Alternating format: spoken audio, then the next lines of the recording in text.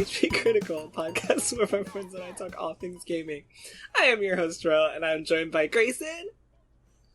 Hello, I'm back. Hey guys! Kellie. Hi everybody. And Gabe. Actually, my name for today is Guess Who Got a PS5? Oh shit, I forgot we haven't Did you get it in? Yeah. Oh fuck yeah. He's sitting right next to my computer. Right there! Yes, for audio listeners, he is holding the Dualsense. Yes, and obviously I had to bring Greysun back because we're talking Nintendo, so anytime that I'm talking Nintendo, I always think Greysun and Toby, but Toby's probably asleep, so... Probably asleep at this hour. Obviously, we're going to talk about the Nintendo Direct, which is probably the biggest news that happened this week. But of course, we got to mention all the other little shit that happened. So I'm not going to ask you guys what you've been playing yet because I want to dive right into this. So the first thing I want to talk about that happened this week that just blew my mind was that there was a lovely little game that has been getting review bombed because there were no white characters in it. This is over on Twitter. The game is called... I don't know, actually. Let me find it. I've completely Isn't it the forgot. Falconer? Oh, is that what it's called? Yeah, because I downloaded it on Game Pass. Oh, you did? I You read did? that. Yeah. Okay, so the game is called the Falconer, and it's about, isn't it about, like, driving planes? It's their Flying falcon. planes? They're birds. The bird, no? Oh my god, I have Yeah. no idea. Yeah, they're like giant birds. I don't know anything much else about it. But yeah, the reviews were like... There was like... No, they said... They didn't say there weren't any white people. They were like, it's like only like 20% white male characters. That's what they said. Wow. There are humans in that Imagine game? being upset. They're riding the birds. Oh, that's what it's okay. I thought that makes sense. Okay. The thought it was all the Falconer birds. is steering a falcon. That's Okay. the whole thing. Makes sense. I don't know much else about it, but like I said, I watched gameplay because I read that and I was like, fart yeah, I am like looking this up. So Did you say fart, yeah? fart yeah? I'm so happy. I'm trying to use the F-bomb less, so if you just I appreciate that. place it with fart, it's great. I'm gonna try Yeah. my best to say fart, yeah, for the rest of this podcast. I will not. I'm with Brandon on that one.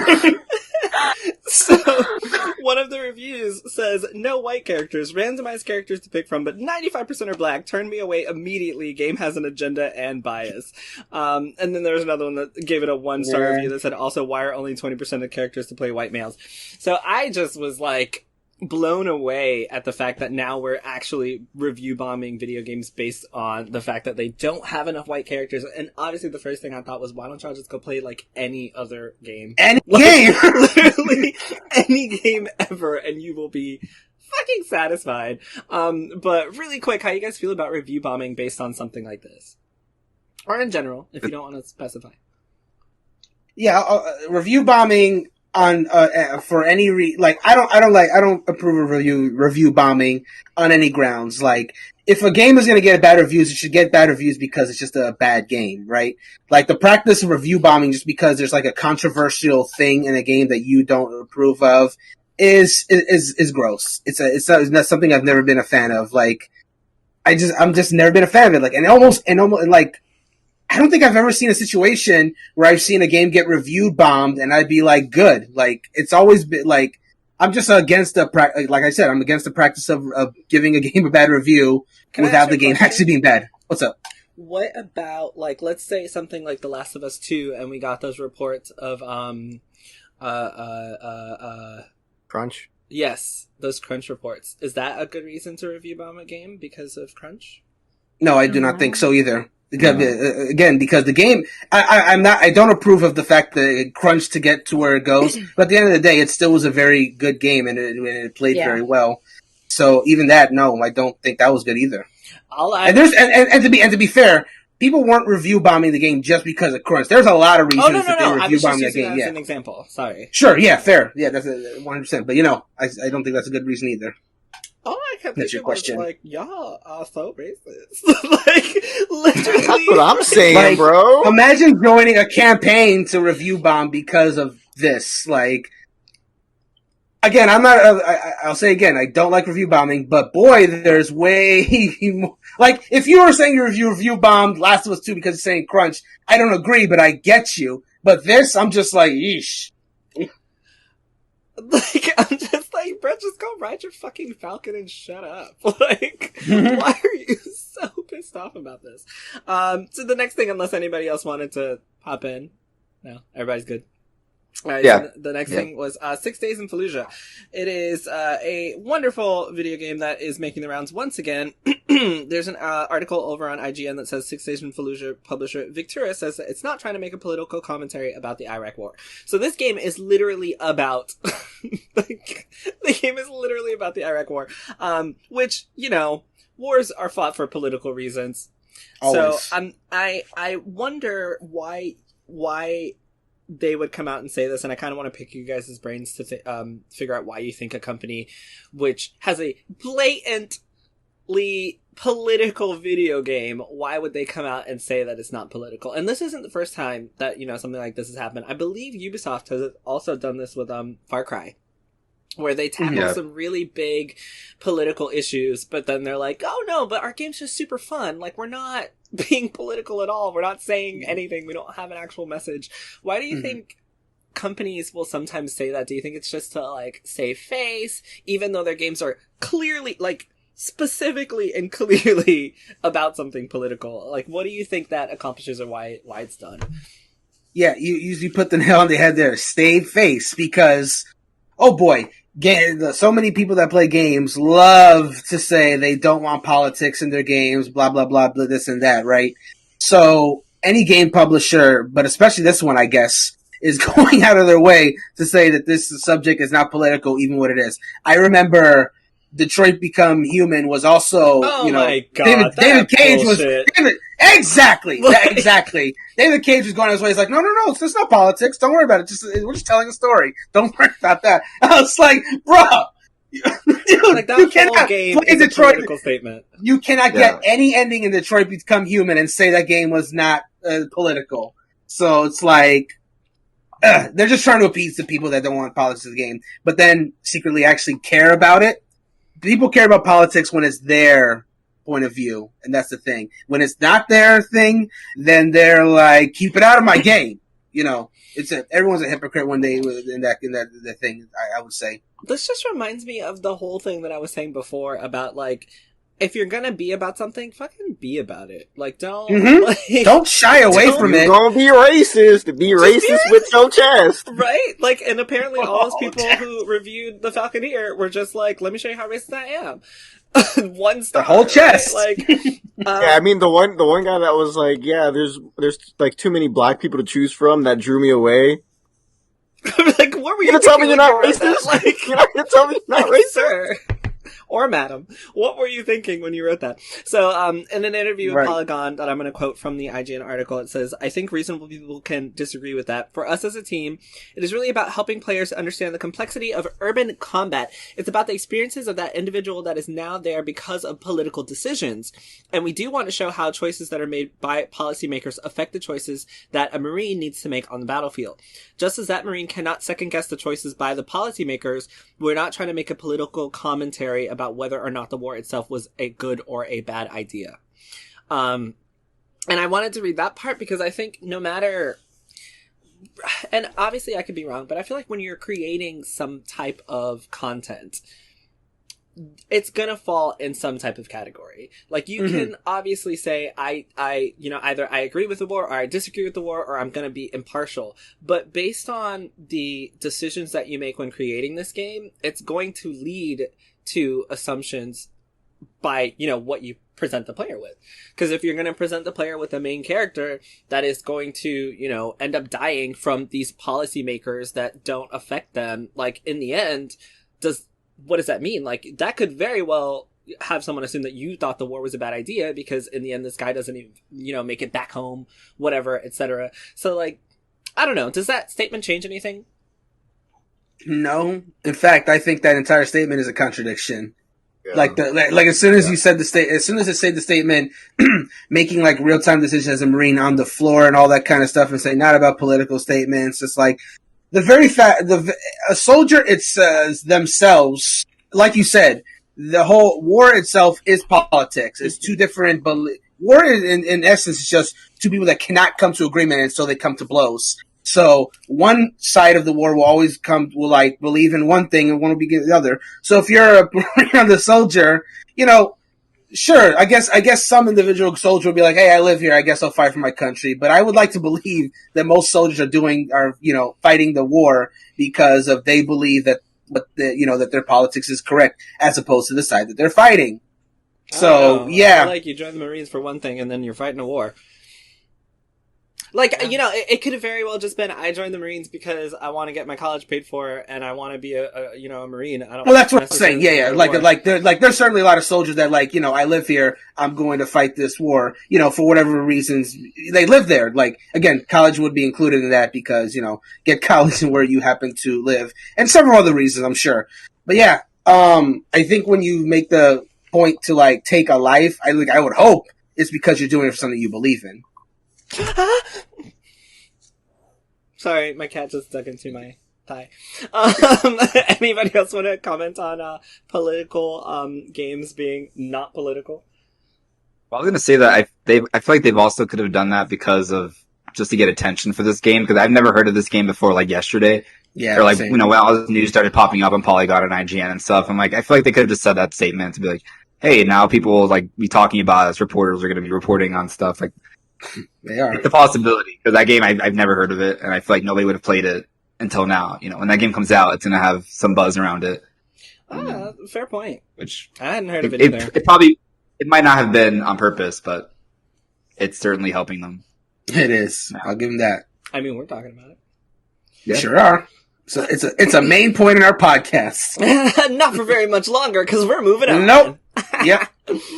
So recently there was another lovely tweet by someone called Black Sage D. Sony still censors Japanese video games.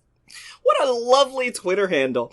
And he sent out this tweet, and I quote, "If all your common knowledge of anime is Demon Slayer, Naruto, Inuyasha, Bleach, One Piece, Fate, Dragon Ball Z, Sailor Moon, Gundam, My Hero Academia, Yu-Gi-Oh!, and Ghost in the Shell, then you're not an anime fan. Normies, stay the fuck out of anime." So when I read that, I literally thought, oh my god, this is the guy who cracked the cyberpunk code and was selling it. I was like, oh my god, this is him. You just got ethically pwned!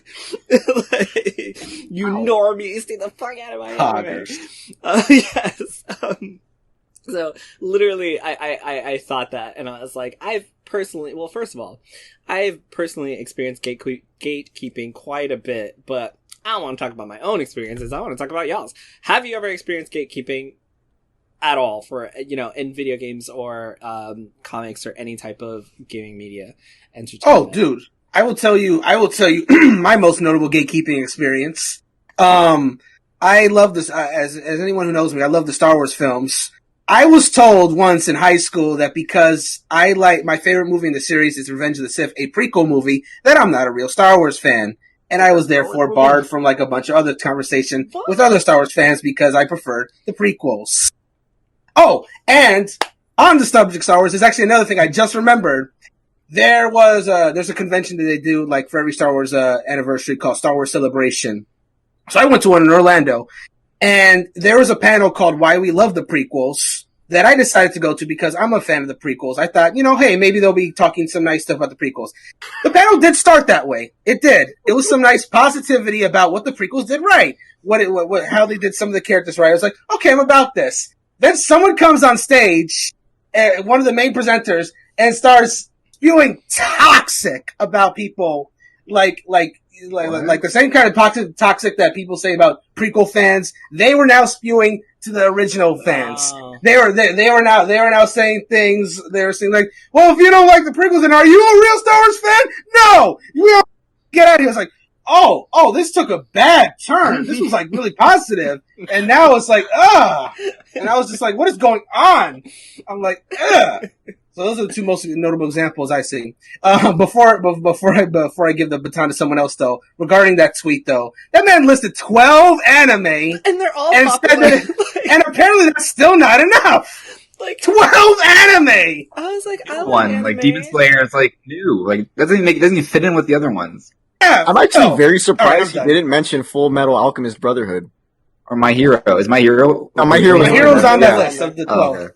Yeah. I was like, damn, I haven't even watched all of these and I like anime. And why you gotta put Sailor Moon in there, bitch? Oh, you can't, you don't like anime, I'm Jerel. clearly You're a not an normie. anime You're a fan. normie. I'm you not a like real those, you're a anime normie. fan, even though I've been watching Sailor Moon since I was literally Same. 8. Same. Apparently, you're not a We're not real fan fans. if you're watching as a child into adulthood. God forbid that you watch something popular now. You're still not a fan.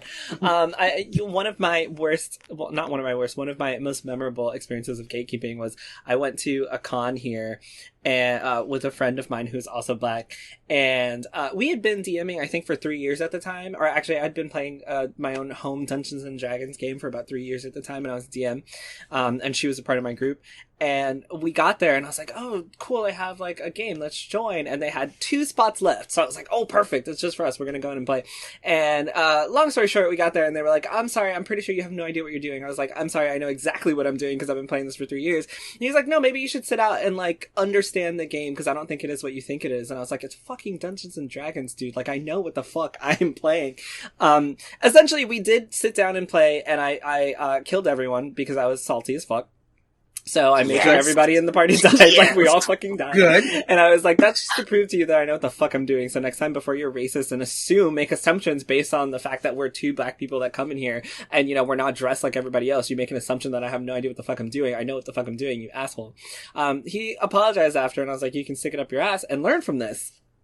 And that's just one quick, you know, lovely example of gatekeeping that I personally experienced. So it's crazy because, you know, based on what you look like, where you go, what you're wearing, people will just assume that they know everything about you. Oh man! If you don't LARP in every single one of your Zoom calls to play Dungeons and Dragons, are you really even a fan? Right? I was like, are you doing this because I look better than everybody at this convention right now, sir? Because I know how to fucking dress?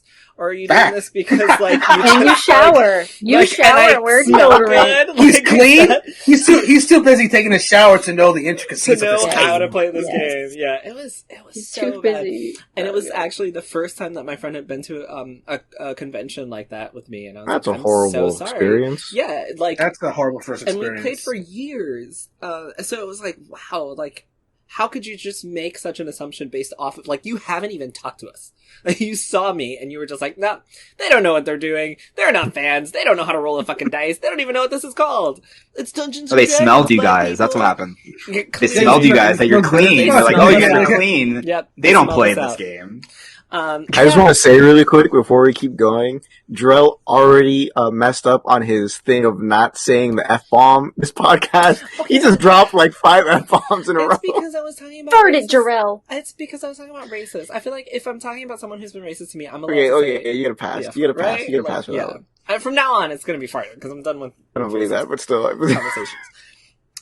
You know, also, gatekeeping from LGBT people too, because gay guys are crazy. You know, and this is also with video games and, like, a bunch of it. I've experienced a bunch of it. So whenever I see something like this is so stupid. Like, just let people enjoy it. I don't understand why people don't want more people to enjoy what you like. Like, I'm the first person to tell everybody to play Persona 5. Like, I am not keeping that shit at all. Like, fucking cry with me. So, like, enjoy this game with me. You know, enjoy what I love. Like, share that. I don't get fucking idiots. Like, how can you call someone a fake fan because they've watched, you know, certain anime? Like, this isn't even the type of anime that I watch. You know, I've actually watched a lot of anime, and a lot of this is not, like, I like psychological shit. I like shit that's gonna make me think. Like, you know, I'm gonna watch Steins Gate or Anohana or some, like, crazy shit that's gonna make me cry in the end, like Yuri on Ice or something. Like, that's the type of shit I like. So to tell me that I'm not a fan because I watch this stuff as well, it's like, shut the fuck up. Who are you? You don't get to make decisions. And what the fuck is a normie? Like, is that an insult? I don't understand. Like, Yeah, it's an insult. how is that an insult? Because you're normal. I never understood Why is it. normal being the problem? Because you're supposed to be special and shine above everybody else. I'm supposed to be super weeb? Yeah, someone said that to me once. I almost punched him right in the face. Oh yeah, I don't like when people do that stuff to me. No, it wasn't a little Timmy. It was actually someone in high school. Oh my god, I hope it wasn't a child. Oh, no. Like, Of course not. Why would I ever hit a child? I mean, what? Oh, you got your PS5 now, so I guess you're not hitting kids anymore. Yeah. I still have reason to hit kids. You What? just said, why would I ever hit a child, followed by, I still have reasons to hit kids. Yeah, that was me in the past. That's different. Okay. But to this guy, there's a few things I want to say. One, do it. Unleash. we would not have, anime would not be where it's at in the present day, especially in the United States, if it wasn't for Dragon Ball Z. Mm-hmm. Someone likes Dragon Ball Z, let them be. Because one, there's a chance they're going to power up in your face and kick you in the face for calling them a normie. Two, Dragon Ball Z is, as far as I know, a lot of my friends, there's a lot of us that when we think back, like, oh, you know, what we used to watch on Cartoon Network, or, you know, like one of the first things we saw on Adult Swim, don't tell my mom this, on Adult Swim, you know, it would be Dragon Ball Z. Because they would play that in our youth. And I mean, I'm not that old. I'm a quarter of a century old. So around the 2000s, that's when this stuff was being played. And that's what really brought, you know, Sailor Moon too. Sailor Moon was another big one. Yes, Sailor Moon and Dragon Ball Z, that those two brought. Those two are the big ones. They really opened up, you know. And Pokemon, I would say. And Yu-Gi-Oh too. Yeah, all those. I won't say Pokemon because Pokemon. a lot of people didn't really recognize Pokemon as an anime until like early 2010. Because there was always the big. Doesn't mean it's not No. Hold on. Like I didn't know what anime meant until like 2003, and then someone told me Pokemon was an anime. I thought that was an American cartoon for a while. I was like, wait, what? That's what I thought. That's what I thought, and that's what a lot of people thought. I was like, oh, we all thought this was an American one. But then you just find out I've been watching anime. Yeah, exactly. Yeah, eventually people figure it out. Children. They just may not figure it out until later. Exactly. But they always know. Geared towards children more than, you know, like Dragon Ball Z.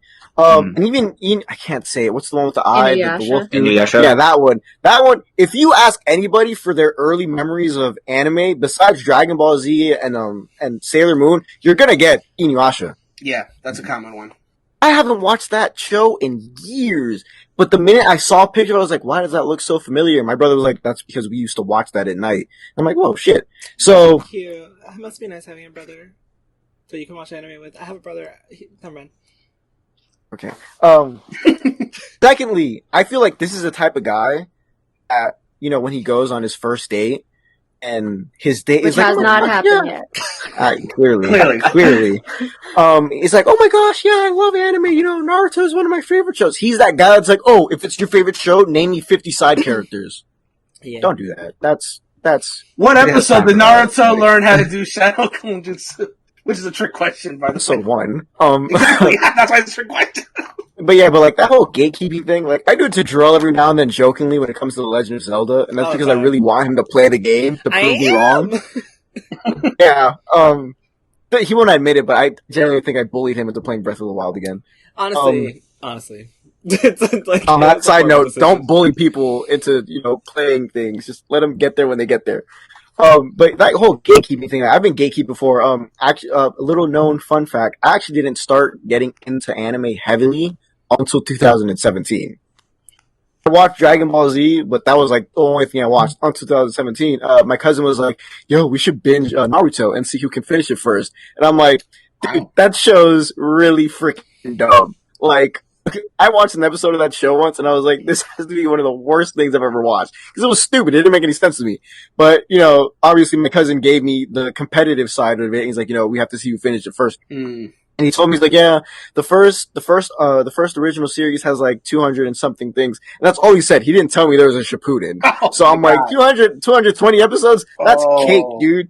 So I watched every episode, including fillers. And then finally, not the fillers. Look. I'm one of those guys that actually enjoyed the fillers. Some of the fillers were hilarious. Naruto filler. Some Naruto fillers.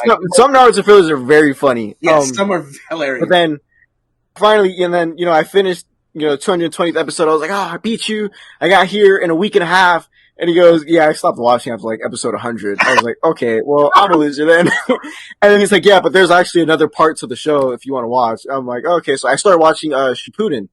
I start watching whatever, and I go on Twitter one day and I ask, like, I'm like, oh, what did I ask? I think it was a question. Oh, it was saying like, oh, I wonder if at the end, you know, Hinata, because one of the main reasons I kept watching Naruto, I'm gonna get made fun of for this, is because of one of the love arcs. Like, I wanted to know if Hinata would finally get Naruto. Like, Yes, sir. I'm not like, gonna make I- fun like- of you. I wanted to know. generally, like, she was such a sweet child. I was like, yo, like, how often was do so you sweet. do you watch a show where it's not the guy who gets the girl, it's the girl who finally gets her guy, and the guy's the main character. So she like, don't I'm gonna date keep that watching girl, Sasuke? Oh wait, no, Sasuke's a boy. What's He's that a boy girl's and name? ends up married Sakura. to spoilers. Sakura. Sasuke, yeah, Sakura, no, yeah. that doesn't happen. Ugh. Thank goodness. I don't like her either. That's a different topic. The more But you so I know. went on Twitter and I asked that, and someone was like, how could you not know? Have you not read the manga? And I was like, oh. I'm like, oh, why are you watching Naruto then? What's the point of watching Naruto if you haven't read the manga? I'm like, my God, What? I like the show. It's a very What? fun show. And they're like, yeah, but you're not gonna know all the lore. I'm like, dude, I'm not the person to argue with on Twitter. Cause not only will I make fun of you, I'll make you cry in front of your friends. And I will make you block me. And he's like, yeah, but you're over here being a fake fan because you haven't watched, you're not even caught up on Shippuden. I was like, dude, man. I didn't know about Manga Naruto gatekeepers, man. until this year. And they're like, yeah, but you can't say you're a fan of the show and then start asking questions about it if you don't know what happens. I'm like, all right, my guy, I'm gonna give you two options right now. You either leave me alone, I find something on your Twitter to make fun of you for. Which, again, kids, don't bully people, but it works sometimes. And it was one of those interactions on Twitter where, like, no matter what I did, this guy wouldn't quit because he was so hellbent on making sure that if you're watching Naruto, you have to read the manga. And it's just don't do that. Like, I don't know what people find in the joy of gatekeeping something. It's like Jerel said, if I hear someone that wants to all of a sudden jump into The Legend of Zelda, I'm going to tell you all the facts and tips I know, because I want to help you out to enjoy it. I want to be able to have a conversation with you later on, but like, yeah, like, this part in Breath of the Wild was so amazing because blah, blah, blah. I don't want to be like, look, you're not going to play the game because you're coming into the series late, which, That's stupid. people do that. Because Yeah, we're all younger than Zelda. I think there's something to suggestions versus, gatekeeping, right? Yes. Like, Hmm. Final Yeah. Fantasy 15, I think, is a great example. If anybody's gonna play that, like, I 100% highly suggest that you watch the movie that comes out before it. But in that sense, like, if you don't watch the movie, a lot of it's probably not gonna make sense. You should probably also watch the anime, because a lot of that's not gonna make sense. But at the same time, I would It just has be an like, anime? yes. I'd just be like, Yeah, it's really good. enjoy the game for what it is. Like, don't let that entry, that stop you, that, entry point stop you from being able to, enjoy the game as it is. Cause I like Final Yeah, that Fantasy 15. Mm-hmm. It reminds me of like when Kingdom Hearts 3 was coming out, and us fans were like, "Do not play this game until you play it." Oh no! Like some way of form of gatekeeping, like you said, it's more like an advice. Can sort you of say thing. all of Like, that? Yeah. I don't know Because what happened. I totally blipped out.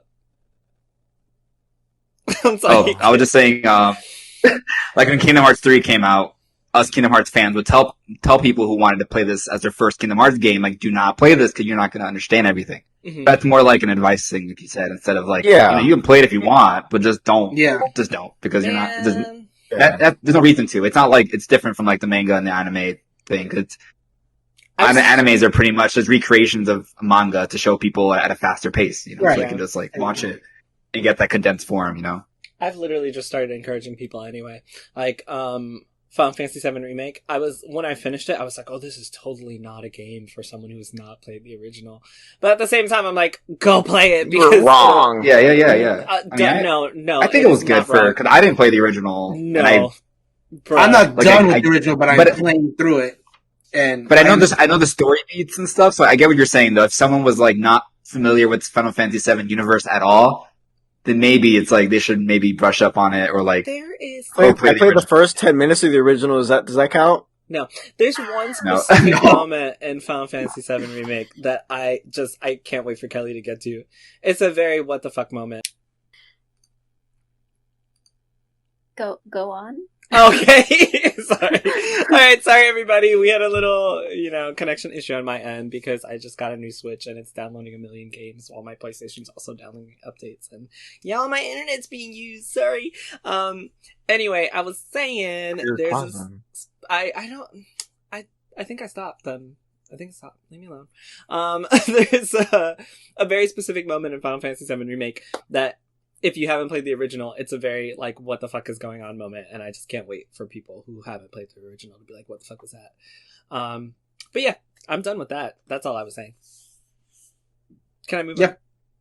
Mhm. Go ahead. All right, great. Yeah, So- stop gatekeeping people. Yeah, Gatekeepers suck, especially manga gatekeepers, but all of them. Yeah. And, you know, I also told people who, like, wanted to play Kingdom Hearts 3, I was like, fuck it, go play it. It's a lot of fun. Even if you have no idea what's going on, it's still a lot of fun. Like, the story that you see, at least, is a lot of fun. And I know people that specifically bought it just to go play through, like, Disney Worlds. And I was like, that's all we all do anyway. Like, literally just go around fucking Toy Story and run like fucking toys. Like, Love the Disney Worlds in that's the Kingdom Hearts point. 3. Yeah. So just join us as we all freak out and not knowing what the fuck's going on. So the other thing that happened was that Sony, now there's a class action lawsuit against them regarding the PlayStation 5 DualSense controller drift. If I'm not mistaken, the same company that made the Joy-Cons also helped create the DualSense. Dun, dun. I think it was the same HD Rumble technology. I'm not sure if it's like the entire thing, but that company worked on that at least. Okay. I know of. And so now both Nintendo and Sony are facing class action lawsuits because of Joy-Con drift. I'm not saying... Okay, so what do you guys think can be done at this point? Like, to save face? Like, what could PlayStation do? How do you think they should handle it? Hopefully better than what Nintendo did, because Nintendo for a long time just didn't say anything, right? Like, they didn't say anything until eventually they were like, okay, send in your Joy-Cons for free and we'll fix them. So, like, what happens next? Yeah, the best thing to do would be, if this is like legitimately a threat, which it does seem to be, pretty early too in the PS5's life cycle, I'll also add. That's the thing. They'll definitely want to get on top of this as soon as possible. Make a statement, offer the same repairman plan, I would say, and I can see, hopefully, like, again, this seems to be caused by the HD Rumble because both the DualSense and the Joy-Con seem to have that in common. But yeah, I would say that they would definitely want to get on top of this, like, get it fixed as soon as possible, and if at all possible, see if there's any research that can be done to see if you can, hey, what's this to deal with this HD Rumble breaking controls? Can we stop that? And then maybe it might be a benefit to not only Sony, but hopefully maybe Nintendo. Who knows? Well, I mean, I shouldn't have said it that way because I made it sound like it's the HD Rumble's fault. I don't think. But I was thinking the same. It may not be, but I was thinking the same thing too. But it is the commonality, so it's like exactly, and that's what I'm thinking. Like, it makes the most sense to me, at least. It could be anything, but I also heard a report. I'm not sure how true this is, so fact check me, somebody. But I also heard a report that it's happening to the Xbox Elite controller is also having drift issues as well. Haven't heard that one. So. Yeah. I've never had drift on an Xbox controller, and I've had a lot of Xboxes, but on the PS3 controller I had drift. On my PS4 controllers, I don't think I had drift, but I had so many controllers that I never played on one for, like, a long time. But yeah, only on my PlayStation controllers have I ever had, like, drift. Really. I love that I'm like, Xbox is included. Kellie's like, no, let me tell you something, bitches. I have had a million Game Xbox Pass? controllers. Listen, Game Pass is my great. shit now. Yes. I will, like, defend Xbox. I don't care. She says while she's wearing her PlayStation shirt. Honestly, true. They don't have any Xbox have to change shirts. it now. What am I gonna do? Magical makeup. Go back to Sailor Moon. Yeah, what was I gonna say? The PS5 is still like such an early. It just came out, right? So like new consoles always have. So new consoles always have issues. You know, we've had the the Red Ring of Death for the Xbox, and I'm sure there's always some issue with the hardware or like the controllers for every new console that comes out. So and the people that what? I love that, like, Kellie's like, Xbox is great, and your one example is, like, Red Ring of Xbox. That's the one I think of. Well, that was a long time ago. The new consoles usually do have something. But, like, Joy-Con drift on a brand new, like, what? How hard are you using No. this? It has absolutely nothing to do with the person using the controller. Actually, there's some instances where it is how hard the person, jams on the controller. Because my first pair of Joy-Cons, the right stick, has the drift because of the way I play Smash. Okay, are you frozen? Oh, I thought you were frozen. I mean, mine got drift too, and I don't Like I play normal. I don't play it like a crazy person. I don't know. Exactly. I get that. And it was my left. It was my left one. Too. I guess it comes quicker, Fine, to those who. I can agree with that. Makes sense. But to say that it's because I was just saying, I'm 100% sure it's not because of how you treat your Joy-Cons. Well, I'm sure that it can. Let me rephrase that. I'm sure that the way that you press on them can obviously affect it, but it can just happen anyway. Like I got the Animal Crossing Switch, and I think 2 weeks later, maybe a month later, the left one has Joy-Con drift, and I didn't even use the Joy-Cons. Like I was using a separate pair. But Greysun, I cut you off. I'm so sorry. Oh no, I was just saying that. About the Joy-Con thing? Is that what I was talking about? Before you were talking and I laughed. You were saying that consoles. Consoles. Yeah, like people when you're pre-ordering like a PS5, for example, or Xbox Series X, it's the console's just coming out early. You're an early adopter, so whether there's issues or whatever, you're signing up for that, because these consoles are getting updates and patches. Even the controllers get patches too. True. So it's like stuff like this is gonna happen. Now it's just up to Sony, to make sure that people who have these issues can get them fixed for free, quickly, efficiently, and then see if they can fix like the controller that haven't shipped to stores yet or something. I don't know, but that sucks because it's a PS5 and people really want it and they get it and it has a fucked up controller. So it's like, I hate that's saying tough. that you're an early adopter, so get over it. Like, you're an early adopter, so you should, not be, like, yes, I got it early. Do I expect to have bugs? No. Am I going to be upset when I get them? I feel like there's more leniency, but, no, bitch. Like, fix your shit before you give it to me. I just spent $500. Like, what the fuck? I don't think that I should have, to worry because I'm an early adopter. I feel like that's such a cop-out for companies. Like, yeah, you got one of the first ones, so if it's not working, good luck. No, this is literally, it's your job to make sure the shit works. Like, you're taking my money.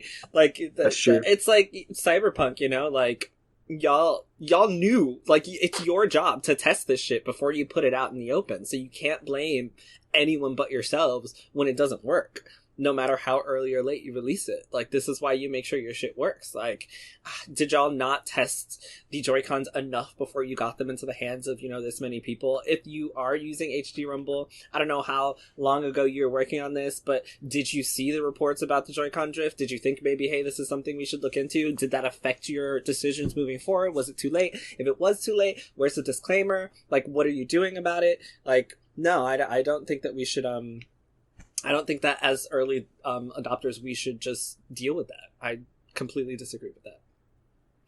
Anyway, excuse me. One last thing before we hop over to Nintendo, and that is Ubisoft. So last week, I completely missed this last week. Article is from the 12th. From Kotaku. I'm not going to say who it's by, but it says why Ubisoft is obsessed with games as a service. And I just thought this was really interesting, and I wanted to bring it up with you guys because there's a quote here. Basically, they were talking about how Ubisoft is going to start pushing more into games as a service and less into AAA titles, which is crazy to me because, they have such big games like Assassin's Creed. But one of the reasons is apparently a very good one, which is monetarily, because here's a quote from this article. It says, publishers like Ubisoft are bringing, it shows just how much more money publishers like Ubisoft are bringing in when you buy from the eShop or Xbox Live instead of going to GameStop. With physical games, Ubisoft has to give 25% of your $60 to the store, and then 20% of the remainder to the hardware manufacturer. With digital games, Ubisoft just has to give 30% to the distributor. So, like, what is that? My cat. Sorry. That is 25, that's what, 45% of your $60 purchase is not going to Ubisoft, when you buy out of a store physically like GameStop. Whereas, 70% is going to them when you buy digitally. And then, of course, when you don't have to spend years working on a AAA title that's only going to be purchased once, and you can create something that is quicker to get out, easier to update, that is going to have people constantly spending money, and it's going to be, you know, a digital purchase, you end up making more money in the long run. So I just thought that was like super crazy interesting to think about. But how do you guys feel about How do you guys feel about Ubisoft going forward as, you know, games as a service? Because I think even though it's great for them, a lot of times for the consumer, games as a service ends up being trash. I know last time Greysun was here, we talked about Marvel's Avengers and how that ruined that game because it decided to be games as a service. How do you guys feel about that? There's a very similar story we talked about a few weeks ago on the podcast, and it bears repeating, I think. The problem with having too many games as a service out there is they risk cutting into their own profits when they do so, especially since other companies are also doing the whole games as a service model. So for Ubisoft, I get it, but like this could easily become like a problem really quick for them. And yeah, AAA games, I mean, they're not saying they're stopping it, obviously. We know the Star Wars game is coming out. Assassin's Creed isn't going to die anytime soon. They might do another Watch Dogs, etc. But yeah, like, this business model, I just feel like if they don't space it carefully, it's just going to cause them a lot more harm than they're prepared for. Oh, you're muted. Oh, I said that's fair. Anybody else? I'm sorry. I also think it's kind of odd because I feel like Ubisoft is is AAA. Like their big titles, Far Cry, Assassin's Creed, Watch Dogs. I feel like that's how they make a majority of their money. But I also think that because of COVID and the impact that it has had, I think a lot of people are spending money on games. And I'm sure games like Just Dance have made a shit ton of money this past year. Like, I would love to know the increase, like, year over year for Just Dance in 2020, because I know so many people that purchased that game. And then we talked about, you know, the other week how that game has a ton of microtransactions as well for the songs and stuff. And then Ubisoft also has other, you know, live service type microtransaction games. So I think the impact of COVID has just like raised their income in that sector, but I just don't know what's going to happen when things go back to normal and people aren't spending as much money on these games. Their AAA games sell very well too, so this just surprises me why they would say this. Yeah, they go fucking crazy for every single installment. Yeah. It could be the same thing and make shit ton of money. They'll still go buy yes. Yeah. But I think that, you know, that like what Kelly and I were talking about, and you, Greysun, actually, that also last time you were here, the fucking Just Dance, like, I think that's such a bad practice for consumers. Like, games as a service for a game like Let's Dance, like, after I've already paid the $60, and you're giving me ads in a video game, like, essentially, like, ads in front of me after I finish this game, and it's, after I finish this song, and it really detracts from the experience of the user. So it's kind of crazy that it's like, I mean, it's not crazy because it's all about money, right? So it's like, this is making us money, even though it is detracting from the user experience. Like, whatever. Anybody else? It's almost predatory in Ubisoft. And I mean, it Just Dance. Like, yes! It's like, the game is an ad. And you're just like sifting through everything. Like, it's bad. Like, it's like the worst I've seen in a game recently. I've never seen it that bad before. Like, it is so disappointing when you're like, you know, when I put it in the living room and I'm like, hey kids, let's all play Just Dance, you know, because we're all at home. And then it's like, oh, we finished this song. How do we go back? I don't know. We have to sit through a 30-second ad. And then, oh, I want that song. Well, who the fuck's going to buy it? Not me. I just paid $60 for this shit. I'm not going to spend another $5 on a song that you guys want to hear so you can play fucking Baby Shark. No. We're going to play the fucking country song once again because fuck that. I'm not spending any more money. And now the kids are sad and they want to go cry and like, here we are, nobody wants to play Just Dance anymore. Boom, there goes the $60 down the drain.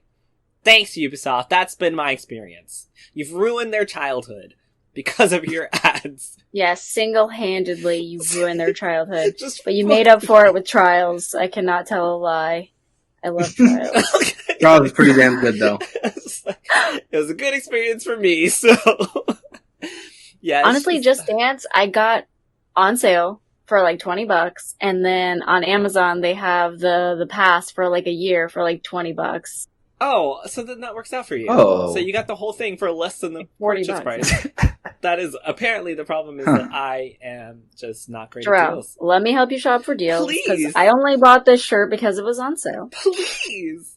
If they had an Xbox One, I would have gotten that. Please help me. Like, I only buy no things money. if they're on sale. Yes, help me. That's You can help save the future of the children. If Yes. we can get them the I pass, will. then their childhoods can be resurrected. Yeah. So, anything else about games as a service? Nope. This guy is like, let's talk Nintendo, please. I've been waiting. So, obviously, the big piece of news is the Nintendo Direct that happened yesterday. Yesterday. Yep. As of this recording. Yesterday, and we got 30 titles. It's so funny because while we were in chat, It is 30. Damn. yeah, the only reason I know is because while we were in chat, it was like at 29, and I was like, why would they end on 29? Like, who ends on an uneven number? But it turns out my stream was just late, so everyone else was like, Splatoon! I was like, oh, apparently there's 30. I was wrong. Because my internet sucks and my stream is late, and this is why I can't do anything that requires internet. So, like, video game companies, just let me play your games without requiring me to use internet. Anyway, obviously, this is the first Direct in 578 days. Yeah. 572. I don't know. It's like 500 something days, and people Yeah, have it's been a lot waiting of for days. a Almost very Since September long time. 2018. Yeah, 19. Okay. 19, sorry. Yeah. People have been waiting a very long time to see another Direct. So obviously 593 days. 593. Wow, we're just throwing out a bunch of different numbers. 590. 642. 94. Yo, I It's actually 593. It's actually 593. It's been 74 years. Yeah. I love that meme. It's been 84 years. 84. So I'm sorry that we just threw out a million numbers at you guys, but Sorry. it was about 50 minutes worth of 30 different titles coming to Nintendo Switch at some point. Some of it was this year, some of it's next year, some of it's the year after. And the biggest thing that I want to talk about is that last podcast I was, arguing with Gabe about how awesome Nintendo is because they announce things when they're coming. I lied. This time Nintendo was like, here's your, your timeline of what's to come. But yeah, there's not, we'll talk about it. So, first thing I want to do is I'm going to go through everything on this list and just get your, initial reactions and feelings about it. And then we're going to talk about the presentation overall. So obviously the first thing that happened was Pyra and Mithra have joined Smash as the latest DLC characters. Really interestingly, they can be swapped between each other, kind of like that was Zelda and Sheik from the last Smash game, even From though the they're older now ones, yeah. individuals. From So Melee. if Melee? and Brawl. Yeah. Melee and Brawl. Yeah. I hate when people say Melee. Melee. Thank you. Oh, you guys say that. You guys said that 2 episodes ago. I'm gonna keep saying it though. All right. Illiterate. So I'm pretty sure they're the only characters in Smash that do this, right? In Smash Ultimate. Pokemon Pokemon Trainer does it. Pokemon Trainer. And that's what I was saying when That I doesn't actually first count. saw.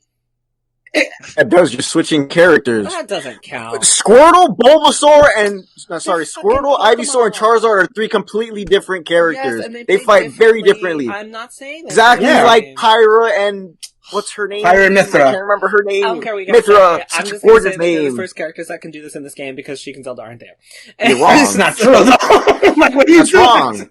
I don't care. Yeah, you're just being wrong I'm now. gonna be loud and wrong. I don't give a fuck. Oh, being wrong is my job. You stick to Well, being no, right. I- Being wrong is my job. Yeah, so how'd you guys feel about that reveal of Pyra and Mithra?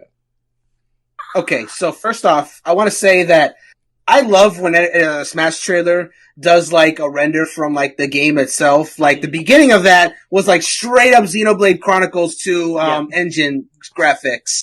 If it didn't say at the bottom, not in-game footage, I would not have thought that this was a Smash announcement. It's because that disclaimer was there. I was like, this is Smash. And then they kept saying, Pyra is missing. And I was like, no, this is Smash. This is Smash. And Pyra, and by the way, as far as the character itself, I'm so happy that it was Pyra and Mithra and not Rex and Pyra because I haven't played Xenoblade Chronicles 2 myself, but I absorbed osmosis. I just know a lot about it. And the general consensus Spoiled. not on the big things I've been told, but I know like the general like characters at least. I know the party and just general stuff. But anyway, the consensus is that not a lot of people really like Rex that much. They just thought, oh, Pyra's getting in. Like the whole thing is like Pyra and Mithra are like sword people. So if they're going to get in, then Rex needs to be there. But I was like, nah, bitch, just let Pyra fight herself. Pyra and Mithra, they're swords, but they can fight. They don't need Rex. And so they just made him transforming character. And you know what? This is better. This is way better. I like the way the appearance. Excited to hear more when they eventually announce more. Like when they do their, they're going to do their Mr. Sakurai presentations where he'll just like break down the character for like 40 minutes and then announce some meat costumes and tell us when this is coming out. So I'm looking forward to that. They're coming out March 2021, which I think is so impressive. Like, let me just say really quickly, the fact that these people are working from home and they're able to get these DLC characters out, like, during COVID. Obviously, things are getting better, but, like, we got Sephiroth when? December. Yeah. Like, 3 months later, we're about to get another DLC character. Like, all right. Yeah, good on them. Like, out there putting in the shit. Yeah, looking forward to the stage. Looks like they're slowly falling back. Music. Yeah, that too. They're slowly falling back to like their DLC release windows. Yeah, that's what it seems like too. But I'm excited about this for several reasons. One, I've never played a Xenoblade game in my life, so I don't know who the hell they were. But my first reasoning being that this is further proof that you can include more sword characters without having a Fire Emblem character, which I think is cool. Two, yeah, roll your eyes all you want, but I'm right. Two, there hasn't been a single DLC character that hasn't had their presentation where Link isn't getting his butt kicked and not a good character. Link, yeah, that's true. Link got outsmarted like very drastically during this trailer. And the last trailer he was getting his ass whooped in was the Hero one, and Hero is one of my all-time favorite characters. And then I was standing before that, I believe. So that was like he didn't really kick his butt. That's different. He was fighting Dark Pit. Different. But then the third point being, cause Brandon brought it up about Rex. I was watching the trailer and that kid Rex annoyed the shit out of me. Oh my god. So I'm glad he wasn't. People felt the same when they played Chronicles.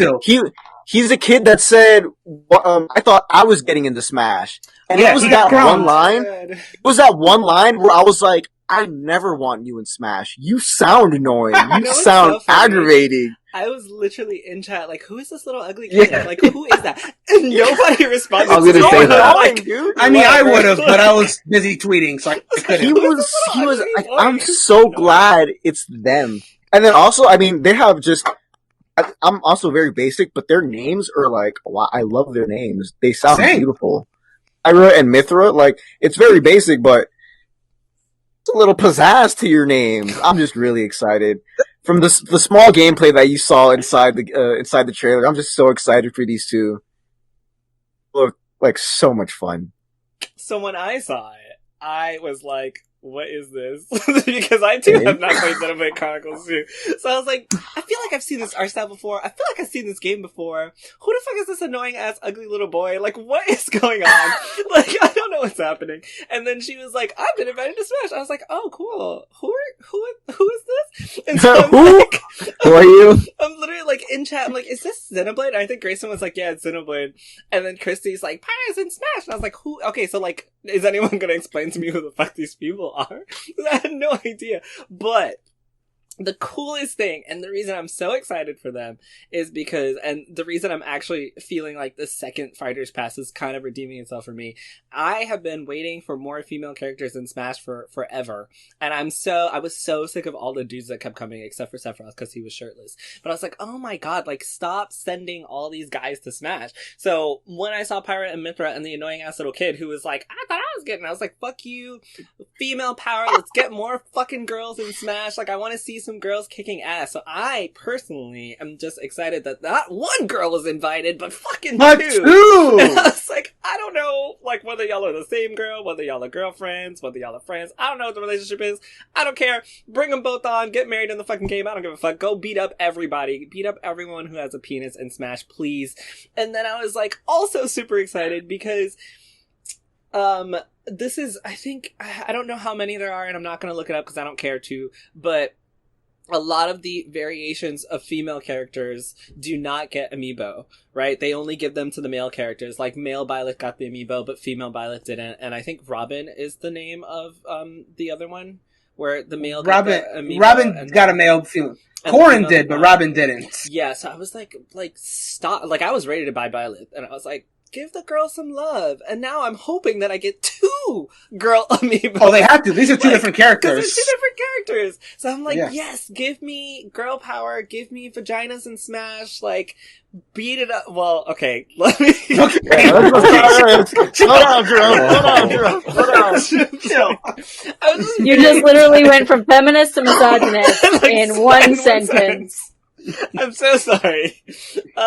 Give me girls in Smash that kick guys' ass. Give me more female representation in Smash, which is just, I was just like, I don't know who they are. I don't care. 2 girls? Let's fucking go! Alright, I'm done. That's all. I was just really excited about the girls. Yeah, it's cool. I'm excited to see more of them. Yeah, I was not expecting that to be a Smash trailer. I swore that when that cutscene popped up, I'm like, what is this? Is this an expansion? Is this a Xenoblade 2 like Part 2? Like, this is not, I was not expecting them to put that character in Smash. I played the first Xenoblade Chronicles. I didn't like the second one too much after playing it a few hours. So I'm not like super excited about the character. I was like, about it. But like Joe said, I'm glad it's a female. So that's something like, at least. But I'm sure she'll be a really cool fighter, because I think Mithra is a little bit slower. Is that how it is? She's slower and stronger. And one of them's faster and does less damage. The other one's like deals more damage and is a little bit slower. So you can switch back and forth. There'll be a lot of cool strategies with that. So it'll be fun to try her out. Wait, there's another reason I was excited for their announcement in Smash. Why? Because it wasn't Sora. I knew that was coming! I knew it was coming! Oh my god. I knew this was coming! Oh my god, you're such a hater. Such a fun thing. Yes, he doesn't deserve to be in Smash. I don't care what anybody says. I don't care. Moving on. You can pick anyone else from Kingdom Hearts, just don't put him in there. Honestly, give me Tifa too. What? I want Tifa now. Yo, I'm so, that's another thing I was gonna say. Actually, no, it wasn't. But now that you mention it, like with the Sephiroth reveal, like I'm mad that now Barrett and Tifa can't be Smash characters because they have new costumes. Yeah, they're new costumes, so that's hard comfort with decomfort. Like I think they 100% should have saved Tifa and Barrett for Smash. Like I don't care what you had to do with Square Enix, you shake their hands and you put them in Smash. But the fact that we're not going to get them anymore, dicks right now. Hey, if that's what it takes to get down there, you slob on the knob, corn on the cob. All I'm saying is the next Smash better have them if there is one. How many slots are left? How many DLC slots are left? 3? 2? 2. 2. 2. Yeah. 2. Okay. So after that reveal, we got Fall Guys coming to Switch in the summer of 2021. Me and Gabe are most likely going to double dip, just putting that out there. I mean, I hope it's free. We need to get the crew back. We need Greysun to come back and double dip for the stream. I'm not gonna buy it. I already have it on PlayStation. That's right. It's crossplay. It is? Yeah, they can crossplay. Yep. I don't know that. Yep. Okay, that makes Fall Guys might actually be my new generation What the fuck? Skyrim. Kellie, I get it on every platform. Kellie, can I ask you a question? Yeah. How does it feel to not be invited to the Fall Guys? I know, just 'Cause, fuck me. You and I were just like, we're just here, like, not being. You guys on the last stream? Game. Were we invited? Actually, yes. Kellie was in the tournament. Yes, you with were. me. Everyone was invited. Well, you didn't say that. Oh, not that one. I'm talking You about the one said Brandon did for Greysun. season 3. I wasn't invited to it. Because Greysun was there. Yes, you were. Brandon asked everybody in the chat. I don't remember. I getting totally a did. specific I totally did. Kellie, There were he you goes with his asked to selective the memory stream? again. Apparently, I don't remember. I Though. don't remember either. I mean, we can play Fall Guys without them. It's fine. We can play on our own. We will lose. Not but- gonna win a lot. It's fine.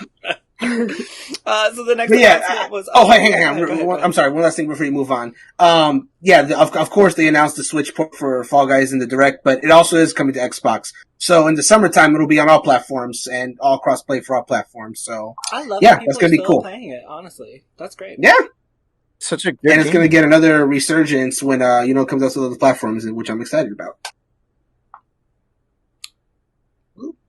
Okay. So, sorry. I'm so It wasn't surprising. It was like one of those things where like we it wasn't a surprise. I was just waiting. I was waiting for them to say it. We're just waiting for the day. I was like, this hasn't happened already. Like, is it not? But the crossplay was surprising. They didn't announce that in the direct, but the crossplay is surprising, and I'm happy it's there. I'm so sorry. I just think the trailer was very cute. Yeah, it was adorable. The beans were like giving each other the Joy-Cons. It was great. Adorable. I just didn't even know people still played Fall Guys, honestly. So I think it's wonderful that it's coming to Switch. I know. I see now. It's a big thing. That's great. Mm-hmm. We can all play together. So next up, Outer Wilds was launching on the Switch in summer 2021. Interesting story. Oh, what's up? Never mind. I don't remember. I don't remember. So, also we got Famicom Detective Club, The Missing Heir, and The Girl Who Stands Behind coming to Nintendo Switch on May 14th. And the pre-orders were available yesterday. What's up, Brandon? I want to say just a real quick thing about Outer Wilds. Mm-hmm. Just that specifically, like, the hook of that game when they were advertising in the direct was like, you have 22 minutes to save the Earth or the solar system or it's gonna blow up. And then, the game resets and basically, it's a very Majora's Mask style game where you have to, like, repeat the same 22 minutes to, like, save the world. I want to point out that they're saying that now because the game has been on other platforms for a while and they want this game to sell, so they're selling it as a gimmick. Yes. Okay. Yes. When when the Outer Wilds originally came out, the fact that, that you relooped the time was a spoiler. Like, I remember people buying Outer Wilds at launch and going to people being like, "Ooh, don't worry about it. Don't look up anything. Just play the game." And then I heard on a spoiler cast, someone just like said it, and then it talked about that. I was like, "Ooh, wow, that is an interesting hook." That is a spoiler. Like you're supposed to believe that after 22 minutes you're just done. That you really only have 22 minutes to finish this game, and then it's about a loop. But they're like, well, you know what? I want this game to sell. You didn't buy it already. You don't care. So here you go. That's the gimmick of the game. Save the world in 22 minutes. There you go. That's all I have to say about Outer Wilds. That's actually what I was going to say. You just reminded me. I didn't know that that's what the Outer Wilds was about until I saw that trailer. And I was like, oh, I had no idea that that's how that game, like, was, played. And then I thought when I was watching it, I was like, I wonder if that is a spoiler or if that's like something that was advertised. Because I didn't ever remember the game being advertised that way. And I was like, this is a brand new game. And then they said Outer Wilds. I was like, that's that fucking game? Like, I had no idea. Yeah, it's on my wish list on Steam. I just I never bought it because I was like, what the fuck is this? But now I'm like thinking about it. Like, now you know. I bought it on my PlayStation, I think, when it came out, and I played it for a little bit, but it's not really my type of game. It doesn't hold your hand at all. So it's very, like, exploratory, like, you're just walking around, wandering around, finding secrets and stuff, and I got kind of bored. But I know people that love this game, that cried about this game, like, saying that it's, like, a life-changing experience. Didn't happen for me, but if anyone likes first-person adventure, explorer type games. Greysun, did you like Breath of the Wild? Yes. Oh. That's different. That's like an RPG. That's like a Zelda RPG. I mean, this game is like, there's no combat. It's like the puzzles are really hard to solve. Like, I was very confused. I didn't know what was going on. I'm sorry. I was just asking. Yeah. Yes, of course. You like Breath of the Wild? How dare you ask me that? How dare you ask me that question, Jerel? It's like a whole different genre. It just really sounded like you described Breath of the Wild. And I was like, I thought you loved Breath of the Wild. Like, it's very much not handhold, explore everything, figure it out. I think it's the way, it's just, there's nothing there that, like, intrigues me. It wasn't really compelling. It wasn't really, like, I didn't know what was going on, and I didn't know where to go, so I was just like, okay. But Zelda's like, you can go somewhere and make progress. This game, I felt like I wasn't making any progress, kind of thing. And I kept dying, and you have to fight the ship, and the ship has very bad, like, tanky controls, and it's really stressful. Yeah, I don't know. Not my thing. Well, I love that, like, y'all have it and just don't play it. Yeah, that's great. Supported the developer. There you go, support developers. Like I mentioned, Famicom Detective Club, The Missing Heir, and The Girl Who Stands Behind is coming to Nintendo Switch on May 14th. Pre-orders were available yesterday. Mm-hmm. Which I'm very fascinated about this game because I had mentioned a little bit on chat. But yeah, this was a Famicom game that, of course, never made it. It's literally called Famicom Detective Club. And the character, it's set in Tokyo, like, characters are very Japanese. The only reason I know about the game, specifically the second one, is because in Super Smash Bros. Melee, there's a trophy of the main character from 2. And I looked at the trophies all the time when I was little, and I was like, oh wow, this sounds like an interesting game. And as I grew up and started getting more into games like Ace Attorney and stuff like that, where you're like solving mysteries and stuff like that, I was like, wow, it'd be cool if they ever brought this game over. They're probably never going to. So I saw this announcement, I was like, oh wow, this is really cool. And it's a remake. We don't have to play an old ass game version of it. We can just play it today and solve the mystery and have fun with it. Yeah, I'll probably get the first one when it comes out. I think it looks pretty interesting. I'm really excited about this too, actually, because it gave me like Ace Attorney vibes, like a little bit of Hotel Dusk. That game. Yeah. Back in the day, I love me a good like point and click adventure, like solving murder mysteries, like investigating stuff. So I've never heard of this game either before the direct yesterday. So I was like, oh, that looks cool. I might play it. Oh, bruh, they said murder mystery, and I was like, pre-order. Say less. Like, I gotta figure out a murder, pre-order. I'm so good at that. Like, whether it is fake or real, I am a fucking PI. Let's go. And it looked really good. Like, as a game, it does look really good. Yeah, the animation was nice, visually really great. So I was like, I don't know about the second one. I don't really care about the ghost bitch. I want to find real murderers. Let's fucking go. Like, who murdered you? Brandon, do you know, are these two games completely separate? Like, are they like totally different games? I can't say for sure. And that's because I don't know. I'm not hiding anything. Oh, okay. Well, in the game, I mean, in the trailer, they mentioned like that one was a murder mystery, and the other was like a different, like there was a ghost or some shit, and it was a very different type of vibe. Unless, the girl who died becomes the ghost, I would assume that they're two that'd be a hell of a twist. I wasn't sure if it was like a Pokemon situation where they both are kind of the same but have slightly different. No, I think they're going to be different stories. Something about like based on the description, I assume it's going to be different stories. But this is just my assumption. But what I'm not assuming is that Samurai Warriors 5 is also coming with revamped character designs and visuals, available summer 2021. Cool. I mean, where's games? My nephew is a really big Warriors fan. He finished Warriors of Orochi recently, so he was very excited about Samurai Warriors 5. Me, I usually just play like the themed board games like Hyrule Age of Calamity, your Strikers, which is coming out next week. At some point, I want to play the One Piece Pirate Warriors games because I'm all caught up now, so I'm looking forward to getting that. But yeah, I don't really play the Dynasty Warriors or Samurai Warriors games. Not that I hate Warriors games by any way. They're fun. They're fine. 30 they're fine. But I have enough Warriors games that there are things that I care about that, so it's not for me, but cool for Samurai Warriors fans. And then, of course, there's Legend of Mana with remastered graphics and rearranged music, which comes June 24th. That's cool. God. What is this? I still gotta play the Collection of Mana.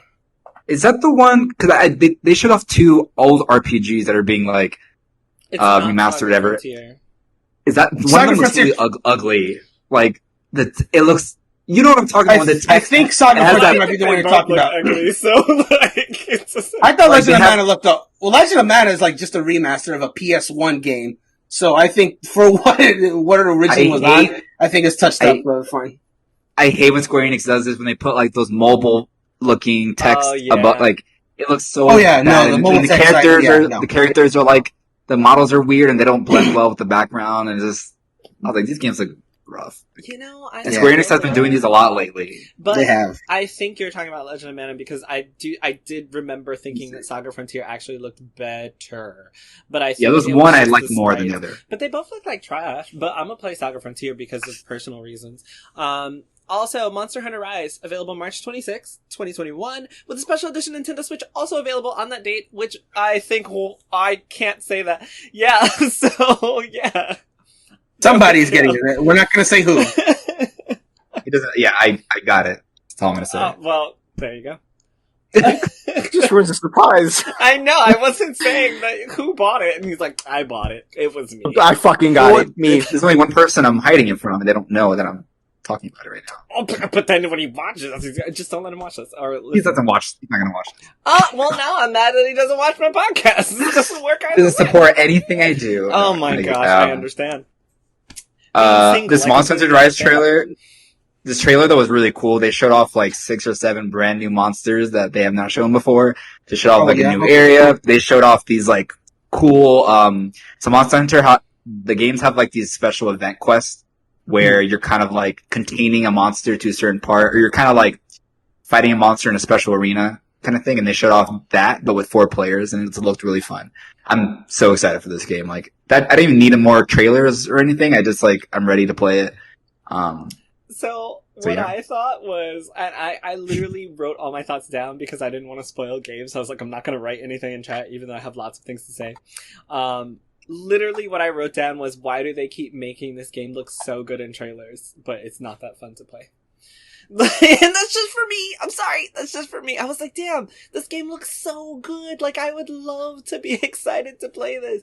But after playing the demo, I was like, it wasn't as fun to me as Monster Hunter World. Like, I felt like it was harder to play than World for me specifically. I think the quality of life additions were really, really great, but I don't know, maybe it's just because I'm playing on Switch, maybe because it doesn't look as good. I don't know. It just wasn't for me. And when I watched the trailer, I was like, this game looks so fucking good. Like, it looks so fun. Like, I want to play it. And I just remember thinking, why does it look so good, but it doesn't play as it looks to me? And that was... I can say that the controls are, for Rise, it was hard for me to get the grasp of them. Because I've played the demo for almost 10 hours now, I think. I played them, I'm just doing the same missions over and over again. Oh my god. And you're a fan. Well, you could do a lot of stuff. Yeah, 10 hours? Yeah, that whole bug wire mechanic that they have, where you can jump around the stage and get really high. I think that's cool. It's fun, but it kind of took a while for me to get used to it. Cause you can use those, and then, there's new attack combos with those, with that new mechanic as well. So it's a little bit different from World from that perspective, but, I think the quality of life changes are really cool. Like, it's a great first Monster Hunter game, just like World was, I think. All right. Riding the dog was fun. It's not hard to control. I don't know what you mean. I mean, it's Monster Hunter. It's like the same as World almost. So one of the things with the Switch is that, and this is might just be me, but when you play with Joy-Cons and when you play with a Pro Controller, it's a very different, experience, right? Like, and when you're playing handheld and when you're playing with 2 Joy-Cons in hand, or when you're playing with Joy-Cons on the little dock thing, every way that you play this on the Switch, it always has, pros and cons, advantages, disadvantages, depending on what you're playing with. So, I personally cannot play Breath of the Wild unless I'm using a Pro Controller. I don't know how anybody can play that game with Joy-Cons. I feel like they're just too small to do the vast things with, okay, fine, excuse me. Gabe can play it with Joy-Cons. I personally cannot play Breath of the Wild, with 2 Joy-Cons. I can't, which is why it took me so long to play the game. Now I have a Pro Controller. It's easier for me. I played Rise on the TV with a Pro Controller. It was so much better than trying to play handheld, because I feel my hands are just going everywhere, and it's these things are so tiny. It's and I'm like, fuck, I'm dead. What the fuck happened? Yeah, whatever. Yeah, Pro Controller is good for this game, for sure. Yeah, and maybe that's why, because I the second time I played it handheld, and it's fun to play with friends, but I just don't see myself playing through a campaign of that by myself. Nah, we gonna have to play together, or I'm not gonna play at all. So next up was Mario Golf Super Rush with a story mode, which is coming to the Switch on June 25th, which also has pre-orders available right now. Go ahead, Brendan. I see you're excited. Yes. Okay. All right. So this was one of my biggest pop-off moments in the whole Direct for me, because I adore Mario Golf so much. I played so much of Toadstool Tour on the GameCube, and the handheld ones, specifically the Game Boy Advance one, was really cool, because you mentioned that it's having a story mode.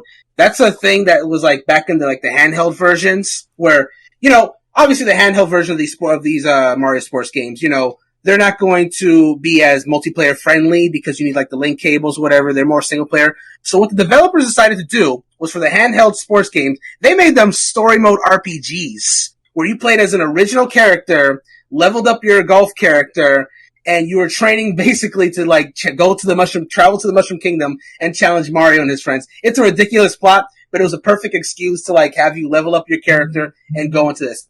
So, and the coolest thing was, with the GBA one and the GameCube one, I brought a little visual aid for our video watchers. I have the GBA Game Boy Advance link cable here. Yeah. Where you could transfer the Game Boy Advance character that you have in your single player mode to the GameCube game and use them on the console, and then if you played that character on the console, you could transfer them back into the Game Boy Advance, and they would have gained the accrued experience, so you could use that into your single-player adventure. It was so cool. And with Super Rush, it's going to have all that multiplayer good stuff that, Mario Golf games on console should have. Then it's also going to have that single player story with the leveling up and stuff like that. It's literally both things that I loved about the Mario Golf games in one. I'm so excited about that. And then there's that Super Rush mode where it's like literally like it's everyone's turn. You're literally running around the course, knocking your opponents so you can go swing the golf club first. I think that's something that this series needed, because I'm willing to admit that, taking turns playing golf is not for everyone, but something like this that constantly keeps people engaged in the game, that's going to really help this game reach a broader audience, which I'm all about, because I could never find people to play Toadstool Tour with me. It was very hard to. But with Super Rush, with, this mode and having online, assuredly, this is going to be something that really broadens appeal. And I'm very excited about it. And also costumes. I love the fact that the characters are having costumes. Again, like they did in Aces. Oh, and one last thing. Because one last thing I'll point out before I pass the baton to whoever else wants to talk about this, is they finally made Daisy tan again. Daisy was originally tan. In Mario Party 3 in the original tennis game, Daisy had a tan skin color, and then at some point, they made her the same skin color as Peach. I was like, well, what the fuck? Daisy used to be one of my favorite characters. And I was like, why did this happen? I think I subconsciously liked her less when they just made her the same exact color as Peach. Because she's basically likes his girl's tan. That's, Jerel, we talk a lot about representation and diversity on this podcast and the website itself. This is my moment here. I like Daisy again now. I like Daisy again now. I'm glad Tan Daisy is back. Alright, I'm done with Super Rush. I'm so disappointed. That smells like an article idea. Right? Future idea. Tan Daisy's back. Tan Daisy's back. Tan Daisy's back, y'all. Oh man.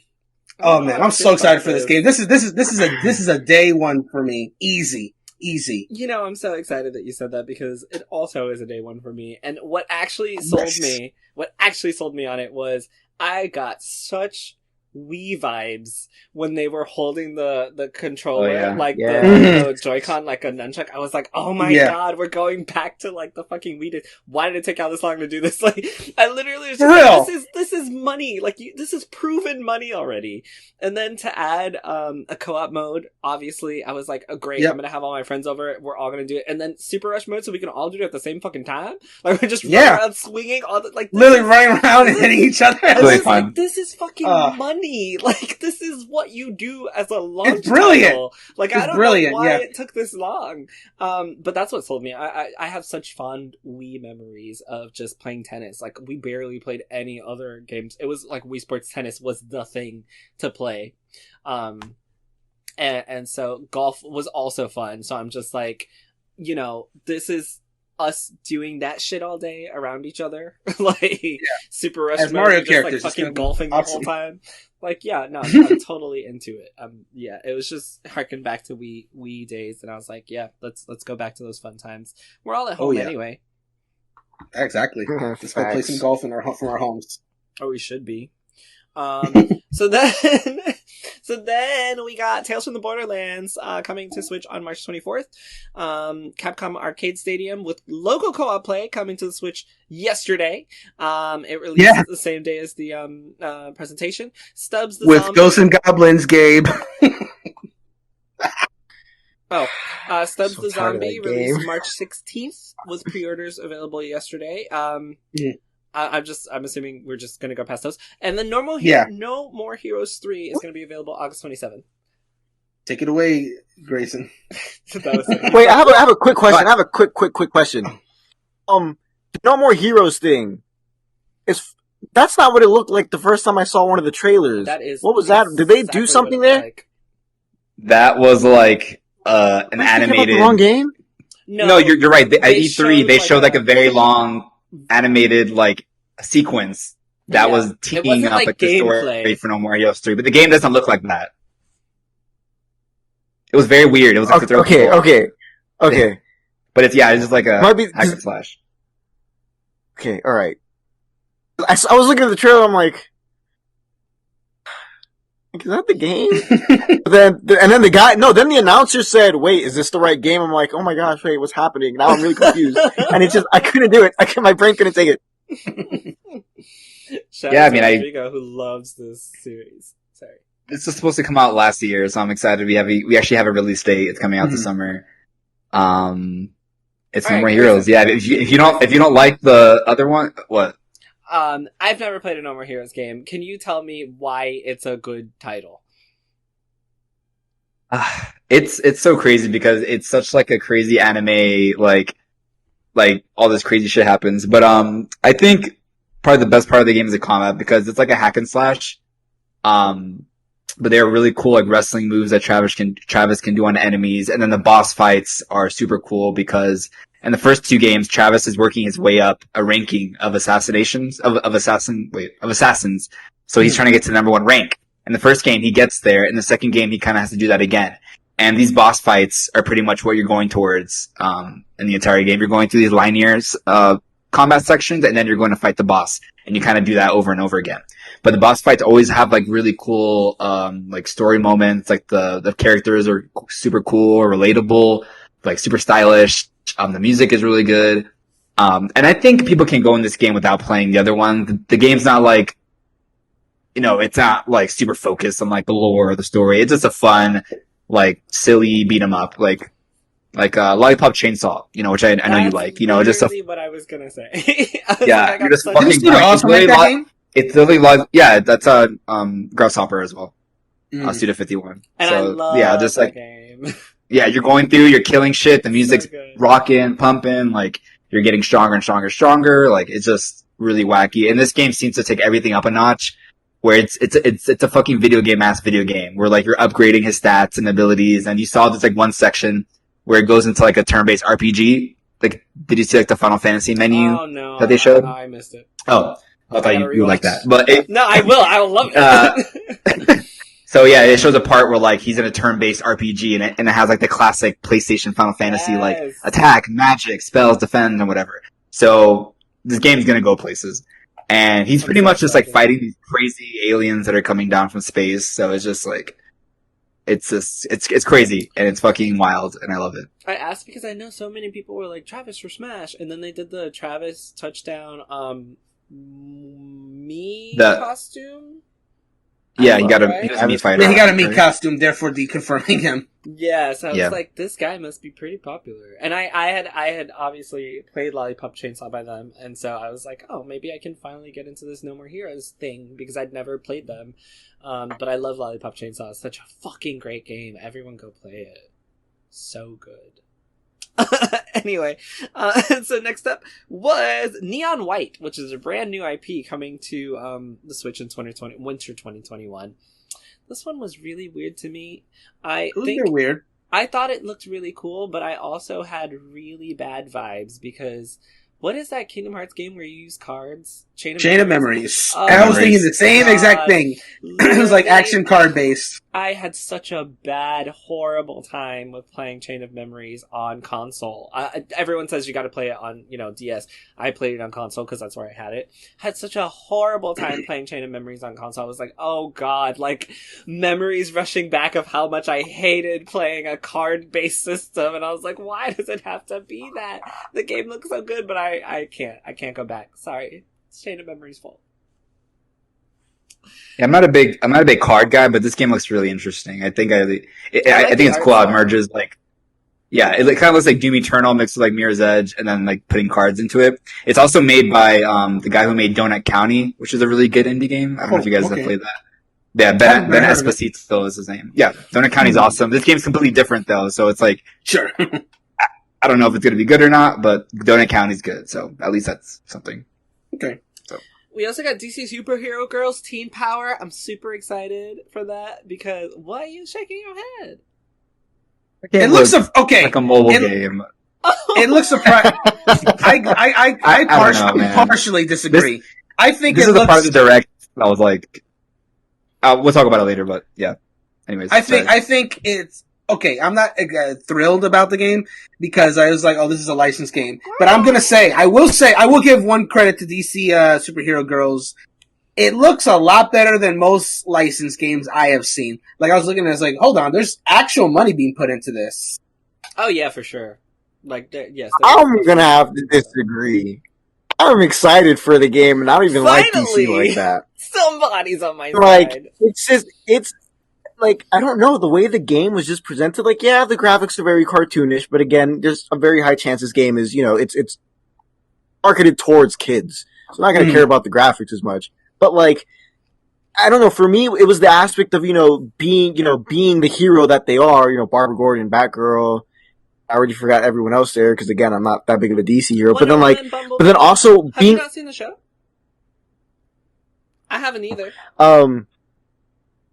Again, I'm not that big of a DC person. Like, I can only list like 5 DC characters off the top of my head. Yeah, you're over here gatekeeping me, Jerel. No.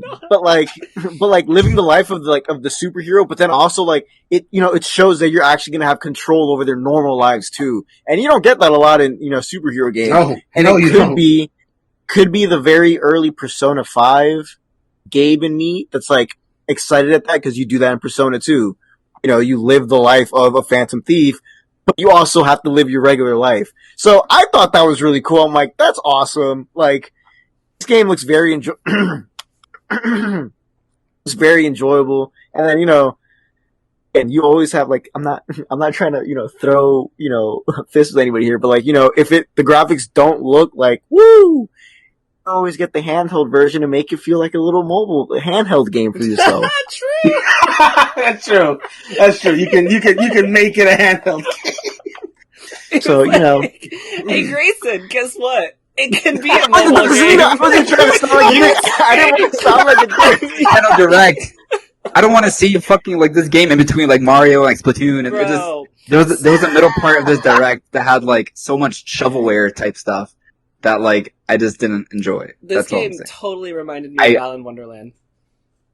Which was no. See, I don't see that connection at all. That's a bad thing. No, you probably think that's a bad thing. I don't, because Balan Wonderland, when I played it, I defended it for the game that it was because I loved its simplicity and I thought, wow, this is a great game for kids. I just bought my niece a Switch, so like I was like, oh, great, this is like baby's first like platformer, right? And so when I saw this, I've watched the DC superhero show with her before. I love that show because it's about, friendship, inclusion, whatever, but it's also a really diverse cast of characters who are all different colors, and they do like really fun shit. Like, they're not just like, they have these boyfriends, but the boyfriends kind of suck. Like, the girls, it's all about girl power. Like, it's a great, portrayal of these superhero females for girls. And I was like, this is awesome. This is something that I get to be excited about because it's a great show of representation in video games of like diversity, and it's like these well-known characters that are presented in a really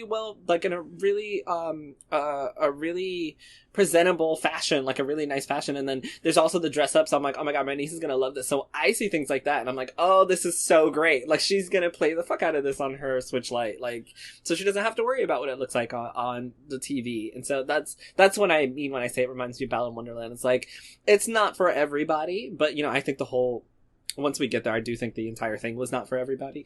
But it's things like that excite me because I got kids, guys. So like, I'm in it for everything. So I thought it looked really good. But next was Plants vs. Zombies Battle for Neighborville, Complete Edition, coming to Switch on March 19th. And then a Miitopia port coming to the Switch May 21st. Can't believe Miitopia. Who asked for that? Who asked for that? Available right now. Go ahead. All I was gonna say is like, yeah, I can't believe of all the 3DS games that people want on Switch, this is the one that's making it in. I just hope that this means other ones are coming. Now, I tried the demo of Miitopia back on 3DS. I don't think it's a terrible game, but it's definitely not something I wanted to buy full price. Like, I like the concept of it. Your Miis are participating in an RPG adventure. But, like, in practice, it was kind of shallow. It's kind of a shallow RPG, if I'm being perfectly honest. You can ride a horse, bro. I can ride a horse in Breath of the Wild. Okay, I'm straight. You also get makeup options and new hair options. You don't get makeup in Breath of the Wild. You can change your hair, but you don't get new makeup options. That's true. I mean, you don't need to put makeup on that face. Also, your horse fights with you in Miitopia. Your horse don't fight with you in Breath of the Wild. That shit run. Yeah, it does. Oh, does it? I literally have. No, there's some horses that fight alongside with you. Yeah, I don't recommend it because they'll probably die. Well, you don't have relationships with your Miis that will determine how they act in battle. No, because I feel like there's other RPGs that have that though. Why y'all hating on Miitopia? I'm trying here. And I think they're charging $60 for it too. And I appreciate it. No, it's not. You're 68. It's 50. Oh. It's not 50. That's still still like too It's much. $50 That's still a lot. for that shit. Oh, I take it all back. Like, oh my That's what I'm saying. It was fine. It was a fine demo, but I was like, I could not, even on 3DS, when I think the full price was 40, I couldn't justify it. I'm certainly not going to play 50 now. You can, on But Switch. yeah, this is like what Jerel, like what you were saying. This is baby's first RPG, and that's great. That it is. It just That nobody's it is. asking. Not for 50. Like It's out of all the old, it's adorable. they could have ported Ocarina of Time 3DS version to Switch if they want. Yeah, Like, that could still happen. any That could still other happen. 3DS game, I have Kid something to Icarus, say about that. Metroid, like That could Okay. still happen, Gray. In fact, Oh, yeah, like, yeah, that's what- yeah. and that's what They're I'm gonna give that's the what I'm Metroid fans something right now. saying. Yeah. This is But that's what I'm saying. That's all teasing them I'm at this saying. point. Like, if Miitopia is getting on Switch, a 3DS game is getting a Switch port, I think that means other things are coming. it opens the doors. Yeah, this could be like That's a what I'm test saying. thing. Where like It's a let's try door this opener. game first. And on that note, I'm excited, but only because of the door opening. So Not the game I itself. looked it up, and I can confirm that game is $50. And if it were $10 cheaper, I would feel so much better. $50 for that 3D Yeah. part? 40 sounds right. I think it does have a lot in it, though. Like, you do have I thought that it was really cool that your relationships would affect how, like, battle plays out. So, like, if two characters don't like each other, they're gonna, conflict and fuck up your attack. Like, I think that's funny. That pissed me off. I would If on the off chance this game ever comes on sale, I may get it, but I couldn't justify even 40 for this. So, it definitely ain't a day one for me. Yeah. So we also got Super Mario 35th Anniversary theme items coming to Animal Crossing New Horizons. The update is going to be out on February 25th with the items coming on March 1st, which is Mario Day. Yeah. There's a lot of stuff to that adding. Like, all that Mario stuff The is best really thing is cool, the all the warp pipe. costumes. That's exactly what I was gonna say. That warp pipe is not just a cool thing for the Mario thing, but it's just a game changer in general. You can put a pipe on one side and put it on the other side and just warp directly too. That's amazing. That's great. I really hope That's really that they cool. allow us to buy more than one, because island Yes. traversal becomes so annoying at points. Like, when I'm gonna have to redesign my whole island, because when they're like, oh, someone's here at your campsite, Me too. I'm like, oh my Yeah, god, me too. I gotta walk so far to see who the fuck is in there. And if it's an ugly bitch, I'm gonna be mad as fuck. And most of the time it's an ugly bitch. I just walked so far to go see this ugly ass bitch. And then when it's someone who's cute, it's like, oh my god, now I gotta walk all the way back to my house and, like, talk to them and try to convince them. Or if I do a fucking amiibo, it's like, oh my god, I gotta, like, walk so far away to my house to build whatever the fuck they want, come all the way back, go back to get the supplies, and it's Oh, just man. like, just put a warp pipe. And then I'm like, oh, thank you, Jesus. I don't even go Jerel, to my island. It's too far away. When you finish redecorating your island with all the Mario stuff that you want to put in, warp pipes included, of course, I want to go back to your island and just see how streamlined you got your shit running. Because I want to see the fruit of your labor. Brandon, I have horrible news for you. Damn. My island requires so much work. The top of the forest, and my villagers keep complaining to Isabel, saying they keep getting lost in it. And I'm like, fucking open your eyes. Like, I have never heard that message. Oh my god. They're like, there's too many trees. We get lost in the forest. And I'm like, okay, but you don't tell that to my face. You go tell fucking Isabel behind my back, you little bitches. Isabel's easier to talk to. Fuck. You know what she is, because listen to me right now. I don't give a fart. Yeah. Like, clearly I don't give Isabel, a fart. Clearly Isabel is easier to talk to than me. It's too late for that, Kelly. Yeah, I've been dropping F-bombs too. Yeah. But I am super excited. I'm not to dress as Mario. I literally was just, I think the items are cool. I will get that Luigi outfit though. For me, it was the warp pipe. It Yeah, was that's as the soon as warp I pipe. saw the warp pipe, I was like, bro, I don't have to take my stupid ladder out anymore where I don't have ramps. Oh, rip. Do you still need those bells, by the way? That 1,500,000? Yeah, if anyone's listening, No, I got you. drop your Switch codes. I got you. Yeah, but I need more than that because I'm telling you, my island. No, I'm gonna lease. I guarantee you, I'm gonna spend at least like around 5 to 6 million bells. Alright, well. I'm setting my island up. Get farted. Oh, thank Get you. I'm farted sorry, on. Kelly. Get farted on. Kelly, when That one doesn't really work, though. Are you gonna buy it for me? 'Cause I ain't I getting mean, it. No, I'm probably not buying it. I feel like I'm late on it now. I don't play my Switch you that know much. what? It's true. like if you didn't catch the craze, it's not going to be as like exciting. Crazy because you're not. It'd be only for you, not for the social aspect as much as it was when it first came out. And I don't like play chill stuff. I'm not like a chill person, so I don't think I can. I play the scariest games ever. What is this bullshit? This island life bullshit. Where's the killings? Get it? Where's the monsters? Island life killings. Just give the villager an axe. It's fine. Brandon, you missed my joke. Island life killings. No. Oh, we heard it. Island life killings. Yes, I'm saying get the axe. No, we heard it. Is it a joke? Yes, it's Okay, well, I see I'm not funny. So the next game that was announced was Project Triangle Strategy, which... Yes! Who said yes? That was me. Okay, good. Launches in... which launches... Wait. What would happen if one of the other three said yes? Which launches in 2022. And a debut demo is available currently right now with a feedback survey coming later. So... I was being quiet the whole time because I was like, I don't want to spoil Gabe. But as soon as I saw this, I was like, oh my god, I want to play this game so badly. And then I saw it was a tactical RPG and I was like, I don't even like those. Because I don't really like tactical RPGs. That is 100% not true. You love Three Houses. I do. I was about to say, Three Houses is tactical. So funny. It's like one of my favorite games. Three Houses is one of my favorite games. And so, like, Job was talking to me about it. He was like, oh, you're going to love this. And I was like, I don't even like tactical RPGs. And he was like, but you fucking love Fire Emblem Three Houses. I was like, yes, but I love Three Houses because I love the characters and I love the story. So I know that I'm probably going to love this game because of the characters and the story. Yeah, okay. But I'm like not going to enjoy the gameplay that much. I don't really dislike tactical RPGs, but I can get bored sometimes. So like, because of the art style of this one, because it's not like 3D, I don't know how I'm going to feel about it. I played it last night and fell asleep. So that's not a good sign. But I was also really tired. So like, who knows? But I was like, oh shit, damn, your brother just killing everybody, girl. Like, what's going on? Like, this shit's crazy. And then they're like, time to fight. I was like, okay. And then I was like, oh, they put so much... I fell asleep. Like, what happened? There was so much story stuff in the beginning, too, of that demo. I skipped everything. I was like, skip. But it doesn't start... So I'm like, It doesn't start in the beginning of the game. The beginning. It's in like the middle. Like there's different scenes. Shit. Yeah. But it's a lot of text, too. I was like, oh, I am too tired to play this.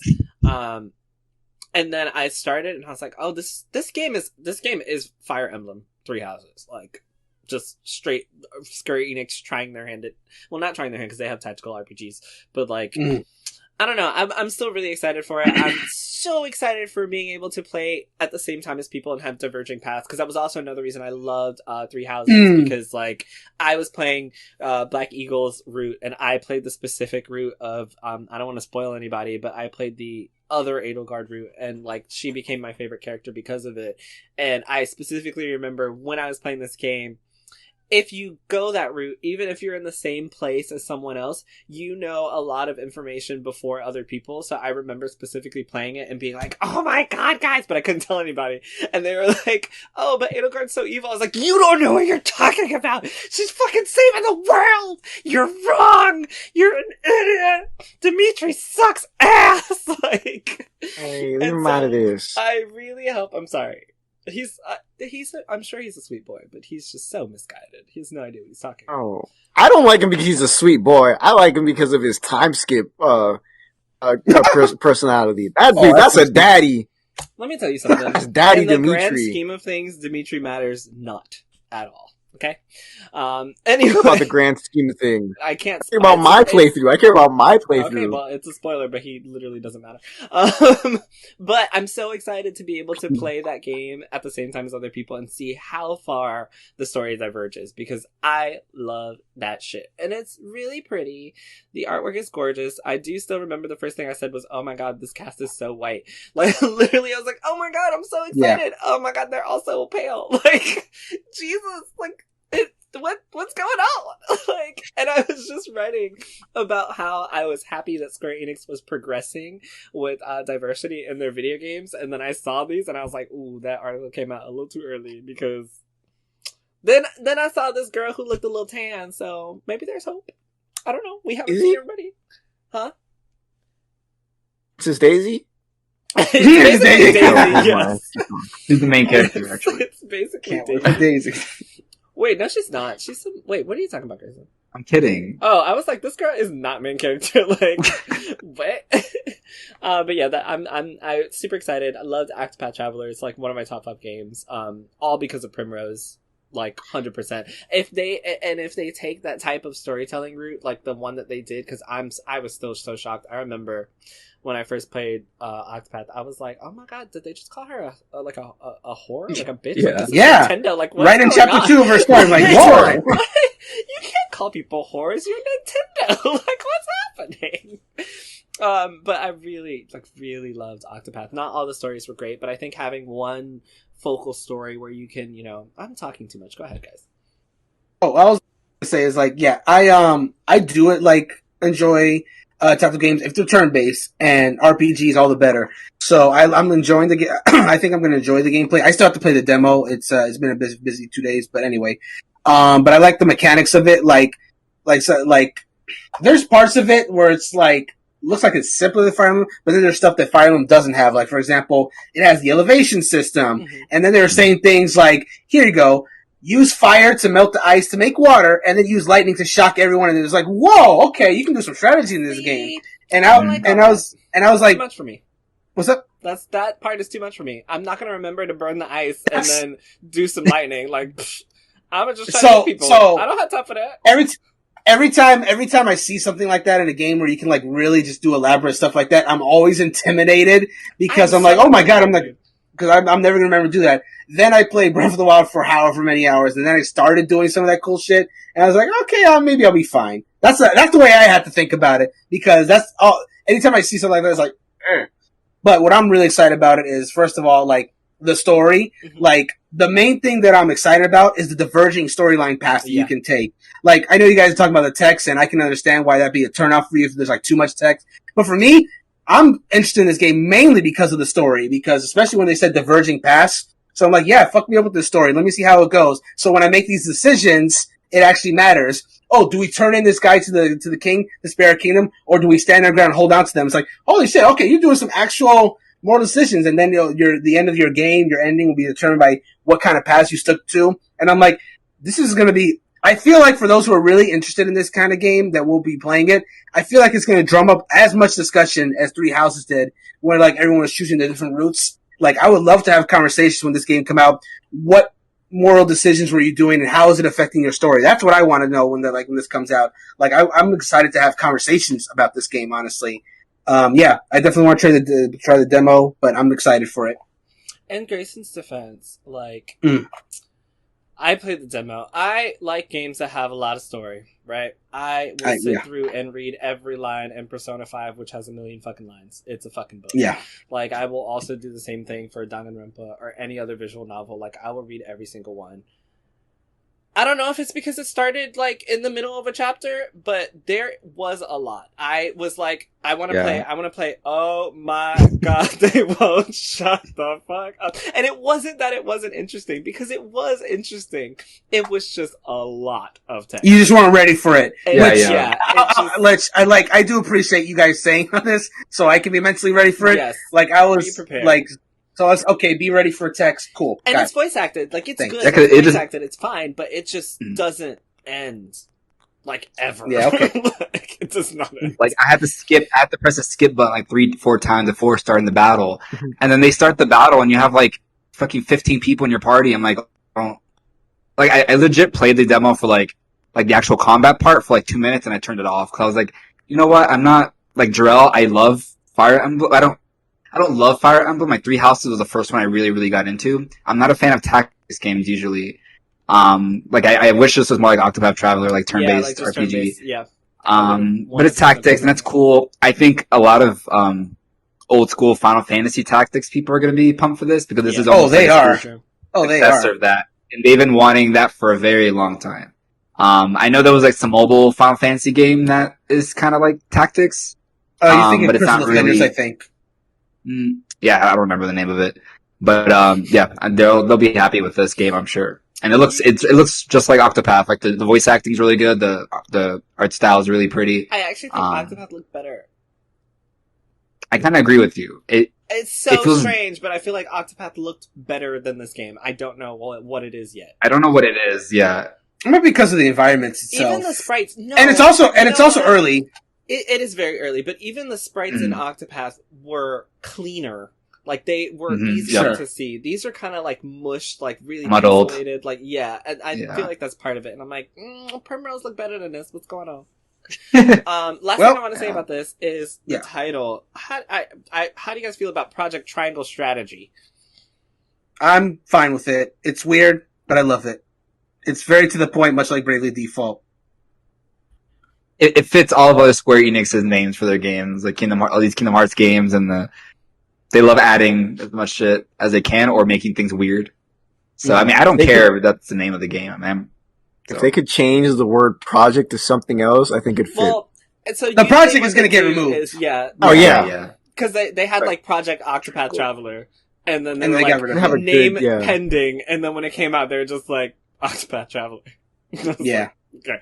So it's most likely going to be, Triangle Strategy. That's such a bad... Okay, like, for real, without Project, that's a bad name for your video game. Triangle Strategy. Like, what the fuck is that? That tells me nothing about your game, except for... It tells me everything. Like, if you everything don't know the premise of this game, and someone was like, oh yeah, there's this new game, if they were like, there's this new game, Triangle Strategy, I would think, is this a math problem? Like, are you gonna try to make me do some bullshit? Traveler sounded like a math thing. And if you had no idea what it was, I think it's a really bad name, and I hope that, I think if you know the context, it's a great name because it's exactly what it is. But, like, do better. So next up was a really quick preview of Star Wars Hunters, which is going to be available later this year. I literally was typing and I didn't even really see it, and I looked up and it was over. So I saw lightsabers and a Mandalorian helmet. I was like, whoa, what? It was like 10 seconds. And it was like nothing. Star Wars Hunters. Hunters. The logo. And I was like, what is this? The only thing that I gathered from that, and it takes place from episode 6 and 7. 6 and 7, that's what they said, yeah. Yeah, but 6 and 7. Well, I don't want to get into it. I think it is. It looks, especially with the font they had Hunters in, it looks like a revamp of the Bounty Hunter series that they had back then. But the little kind of epiphany I just had was what they showed us looked like Geonosis, but that was episode 2. The only other Bounty Hunter we know was in episode 2 was Django and Baba. Or Boba, however you pronounce it. So, if it's between 6 and 7, and we all finally know that Boba Fett's alive now, it could be Boba Fett hunting Jedi, but also it's not likely. I feel like it was something they shouldn't have shown off, because they gave us nothing. Too early. I agree. If anything, this is one thing I'll say probably shouldn't have been in the direct, because it's too little. Wait. You said they showed it off too early, and I just want to say that this game is coming later this year. Go ahead. Well, that's all they had for us. Yeah, that's an awful little. But the game is coming later this year. So then that means it could be a multi-platform game, and they're just like, we're just going to put it in the direct to let people know it's there, but it's not going to be like a Switch thing alone. So I don't think it could have been that. Yeah, so in that trailer they showed off the developer's name, and it's Zynga, and they do mobile games. That's just saying. So there's probably a mobile port then. It could be a mobile crossplay sort of thing going on. Yeah, maybe so. Sorry. I believe they said even they also much less excited. They showed like the Zynga on the bottom, and I think it's supposed to be a free to play shooter or something. Yeah, that's what I was gonna say too. So, it's a free to play shooter Star Wars game. I'm not gonna like it. So who knows? I think it might be more like a free to play, like I don't know, like Arena Fighter, because there's guns, of course, but there's also lightsabers. So I think it's going to be like you can choose like a class and then fight them in like a free to play battle. I don't know. We're speculating because they haven't shown like anything besides a trailer in this damn game, and I'm like, this could have like LucasArts or whoever's doing Star Wars games for Zynga could have just dropped this trailer on their Twitter. This is one thing I'll say probably didn't need to be in the direct just because of how little they showed. Directs are usually pretty good about showing us game. Directs are usually pretty good at showing us like gameplay of games. So for them to just be like, here's this concept, it's like disagree. I'm using the fence. No matter who. This is me. I'm using the fence of most things that go on directs because of just like things for everyone. But like this as much as I love Star Wars in particular, this is like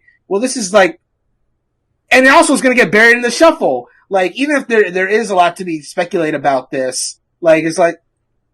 I disagree completely. I feel like if you have anything Star Wars, after The Mandalorian, after that bitch just got kicked off of Star Wars, anything Star Wars that you put anywhere that you can put out somewhere, you're gonna put out somewhere. I don't care if it's just a trailer. So why not on their Twitter? That's what I'm saying. Put it on their Twitter. That's the thing. No. Because if what's gonna get more views?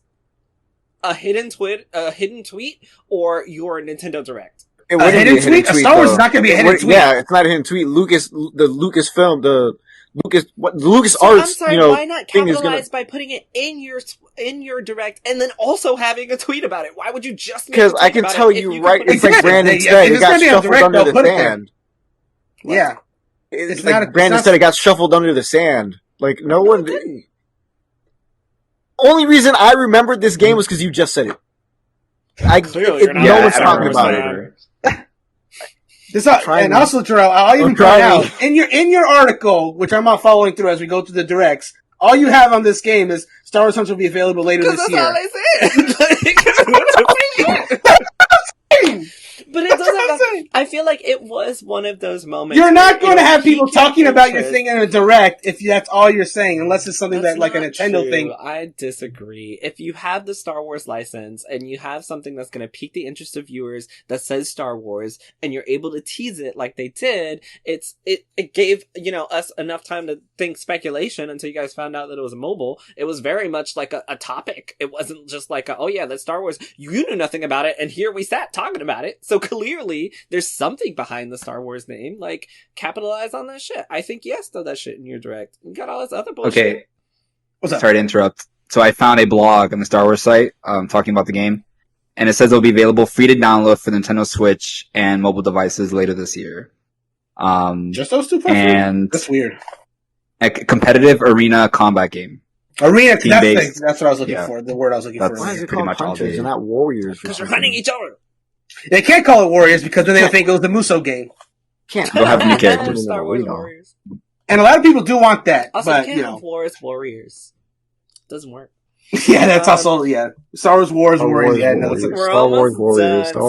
Warriors, but then that sounds like a different franchise entirely. Next up was Knockout City, which is coming May 21st, 2021. And I was just very It looks so fun. It does. Ninjala. I literally said this is like baby's first hyperscape. Like, this is just like, it's like that. It's like Ninjala, but hyperscape. Like, yeah. Basically, yeah. So, Dodgeball. I got Destruction All-Star vibes from it. I kind of did too. It's, kind of. So when I first saw the game, I had zero interest in it when it was actually in the Direct. But they had an extended trailer the day later, which I watched. First off, I didn't know it was made by Velen Studios, the guys that made Mario Kart Live. So I was like, oh, interesting. Then they talked about the game, and they're talking about like what the stuff doing. I'm still not 100% sold, I'll say, but I want to see more. I will if new trailers get uploaded to Nintendo. Yeah, no, the concept. I'm sold because it's a dodgeball game. Yeah, it's a dodgeball game. That's what I'm excited for. I was like, dodgeball. It actually looks pretty fun. Like to try it out for I want to see more. It does look fun. I just want to see more. I love that little rude bitch, whatever she was. Princess? That fairy thing? Yeah. Pixelated princess. She's not in the game though. Oh, really? Yeah, she's not in the game. She was just an avatar. No, yeah, those three characters are like just for the commercial. I don't want to play this anymore. I'm over it. I thought I could play as them. Like, I was like, I want to I'm not gonna lie, when I saw the org, I thought they were doing some weird, like, Super Smash Bros. Type like game. Fortnite, but like, with a bunch of franchises. Yeah, Fortnite, exactly. Yeah, like, I saw the guy, but then I saw the org, and I was like, why does that org look like some World of Warcraft? I thought it was like a Gamefly. Am I looking at the wrong thing? Did they switch? That orc looks straight out of Warcraft. So wait, none of those characters are playable? Big ass green cat. No. No, it's because my cat is like, let me in. So none of those characters are playable, you said? No, I actually heard that animated, that sequence before they showed the game was actually made by a completely different, like, studio. Just to promote that dodgeball game. I don't want to play tag team, it feels like a GameStop commercial, like one you would see like in their store, or like a GameFly commercial or something. Like, we're team red, we're team blue. I'm this cool orc. You get to play as me, but I don't. Trash. There was a soldier in that trailer. The one of the ones that was playing, like a female soldier that was playing the game Knockout City. She looked like a cross between Sergeant Calhoun from Wreck-It Ralph and Lightning from Final Fantasy 13. Really? She does look just like Lightning. Yeah, her hair looked just like Lightning, but she had like the Sergeant Calhoun outfit. Who is that Halo lady? Because she looked like some. Oh, maybe it was a Master Chief. Oh, Cortana. No, maybe it was who the person Brandon said. Wreck-It Ralph lady. It could also look like Chief Armor if that's what you're referring to. That's what I was like. I've seen this bitch in a movie. Yeah. Also, we got the World's End Club coming May 28th. Super excited for that. Yeah. Same here. Staying around with developers. Want to see what they're cooking up with this one. The developers of Danganronpa and Zero Escape series. So y'all didn't tell me that they came together and made their own studio. Thanks, guys. So they came together. I didn't know. Made their own studio, and I kind of knew it, but I forgot. And they developed this game, which is a mobile game that was an exclusive Apple Arcade game, and the character designer is the same guy who did the character designs for Pokemon Sword and Shield. And I'm just like, yeah, that was nuts. I looked at the design, like, wait. Like, this is a Pokemon spinoff? That's what I'm thinking too. I looked at this like, is this Pokemon? How? When? How? And you know, I mean, it is the 25th anniversary. Kids killing each other. It's not kids killing each other, by the way. But it's very weird. So I watched some of the gameplay, and it is not at all. I don't know if you guys have seen it. It's not at all what you think it is. Like, no, it's not. I saw. I just see the gameplay. Hour is kind of Danganronpa Zero Time. And then after that, it's very much not that. And I was like, y'all just strayed all the way, huh? Don't get I almost subscribed to Apple Arcade to download it. Cause I was like, well, I might as well just play it now for $5 or whatever. But then I looked up reviews first, and it didn't get many reviews at all to begin with. It has like a 70 on Metacritic, so I was like, yeah, if I feel like I have to give my play for like 20 minutes and then never play again. But it looks really cute. Like, saw that trailer, I was so excited. I'm like, oh, this is adorable. Like, and I love Danganronpa, so I'm definitely gonna play it. Same. And I'm also gonna play Zero Time Escape series, starting with that. I need to as well. I have those, but I haven't done it yet. So we also got a physical release for Hades coming March 19th. Ninja Gaiden Master Collection coming June 10th. Cool. That's cool. That is cool. Age of Calamity is getting an expansion pass with Wave 1 coming in June 2021 and Wave 2 coming in November 2021. Did anybody want to say anything about those? Keep going. Can I keep going? Yes. All right. Sorry. Yeah, go ahead. I'm just excited I'm excited. Well, come on. Say it, or are you gonna keep going? Hey, say your thing. I thought Jerel was gonna skip over it. I no. If you want to say it before I go. Oh no, yeah. I'm really excited that in the DLC, we're gonna get dress up our characters more. Yeah, because only Link can dress up right now. Well, no, Zelda can too, just not Zelda and Link. Sorry, yes. drastically. But I saw someone. I think actually it was in a conversation with Jerel. Someone said something about being able. It was HPCritical, the Twitter account. Someone was like, "Yeah, I finally get to dress up everyone else." And I'm like, that's actually a very fair point. Like, the cosmetics don't change anything; they don't change your stats. So why couldn't everyone get some cool outfits? But and then also, by the looks of it, we're gonna be getting every other character that was in the game. I'm not gonna say names as to not spoil for people, but there's some characters that when you finish the game, you kind of expected them to go into your roster and they didn't. But hopefully with these next two expansions, we're going to get everybody in. How much was it? Like $20? $25? Yeah, $19.99. Okay. For the full. I would not pay packs. $25 for a DLC. It's a lie. It's Age of Calamity. Yeah, I would. I was like, Zelda DLC. It's a Zelda DLC. Yeah, I would. Exactly. So next up, we got another trailer at the end of this for Bravely Default 2, which is coming February 26th. It's so soon. I'm super excited to play that one. Yeah, that's real soon. Looks like next week. And then we got Ghosts and Goblins Resurrection with local co-op play coming February 25th. Saga Frontier Remaster, which I will be playing coming April 15th because I promised that I would play it, so I'll be playing it. Don't make promises that you don't want to keep. Keep your promise. Oh, I don't want to keep it. Apex Legends is coming to Switch on March 9th, and I will be playing it on Switch because why not? And then we got the two big announcements, which was the first one, The Legend of Zelda Skyward Sword HD, coming to Switch with the special edition Zelda-themed Joy-Con. Oh, Gabe's ready. I am too. Pre-order today. The game releases on July 16th, along with the Joy-Cons. All right, Zelda nerds, what's up? Okay. I'm so excited! I'm gonna stream this whole game when it comes out. I'm so excited. Dude, I love Skyward Sword. So, let me be clear on Skyward Sword. It's not a perfect Legend of Zelda game. I do have some issues with it, which that could be like its own podcast. I'm not gonna get into it. But I do love it. I love this, like Greysun had said it on his Twitter. Like, I love the story of Skyward Sword. It's like the origin of the Legend of Zelda series. So it's a good first Zelda to get into. You have, like, it has a really good final boss. I'm not gonna go details on that, but it has a good villain. The plot between Link and Zelda is really good. There's some great characters, great side quests. Like, I got that game on launch with the, as you can see here, I got the, special Wii remote that came with it. I also bought the golden nunchuck. This didn't come with the game. I just bought it separate because, like, I had to complete the set. Yeah, you gotta match it. You gotta match, and I played that with the entire playthrough, both the first time and the second playthrough when I had the Heroes mode. So yeah, HD. I'm glad that they mapped it so that you can also use button controls to play with it as well, because that game was on the Wii, very dependent on motion controls, which I personally liked. I know a lot of people didn't. They're retaining that for the Switch version, but you also have the option to use the button, so you can use the right stick to swing your sword in the specific direction you want to go, which is great for accessibility. I'm glad that's being added so more people can hopefully enjoy this game, because it also has one of the best dungeons in the series, let me just say. 100%. And, I'm just happy to have this game on Switch. I've been hankering play some Zelda games that I've enjoyed in the past, and, this will give me that opportunity. Very excited about this. Oh, and I definitely want to get those Joy-Cons however I can, because those Joy-Cons look great. You gotta kick a little Timmy for him. Hey, Gabe, I will hit you up on DMs if I need some Timmy hitting tips. What the fart? Hey, look, I need them Joy-Cons. I need them Joy-Cons, man. I need them. I never thought Brandon you'd stoop so low to hitting a Timmy. I guess it's not stooping low. Zelda is Zelda. Well, I saw this and I thought, well, who asked for this? Y'all, apparently. Awesome. Literally every single Zelda fan was asking for this for years. Really? Yeah, and also, this isn't even like.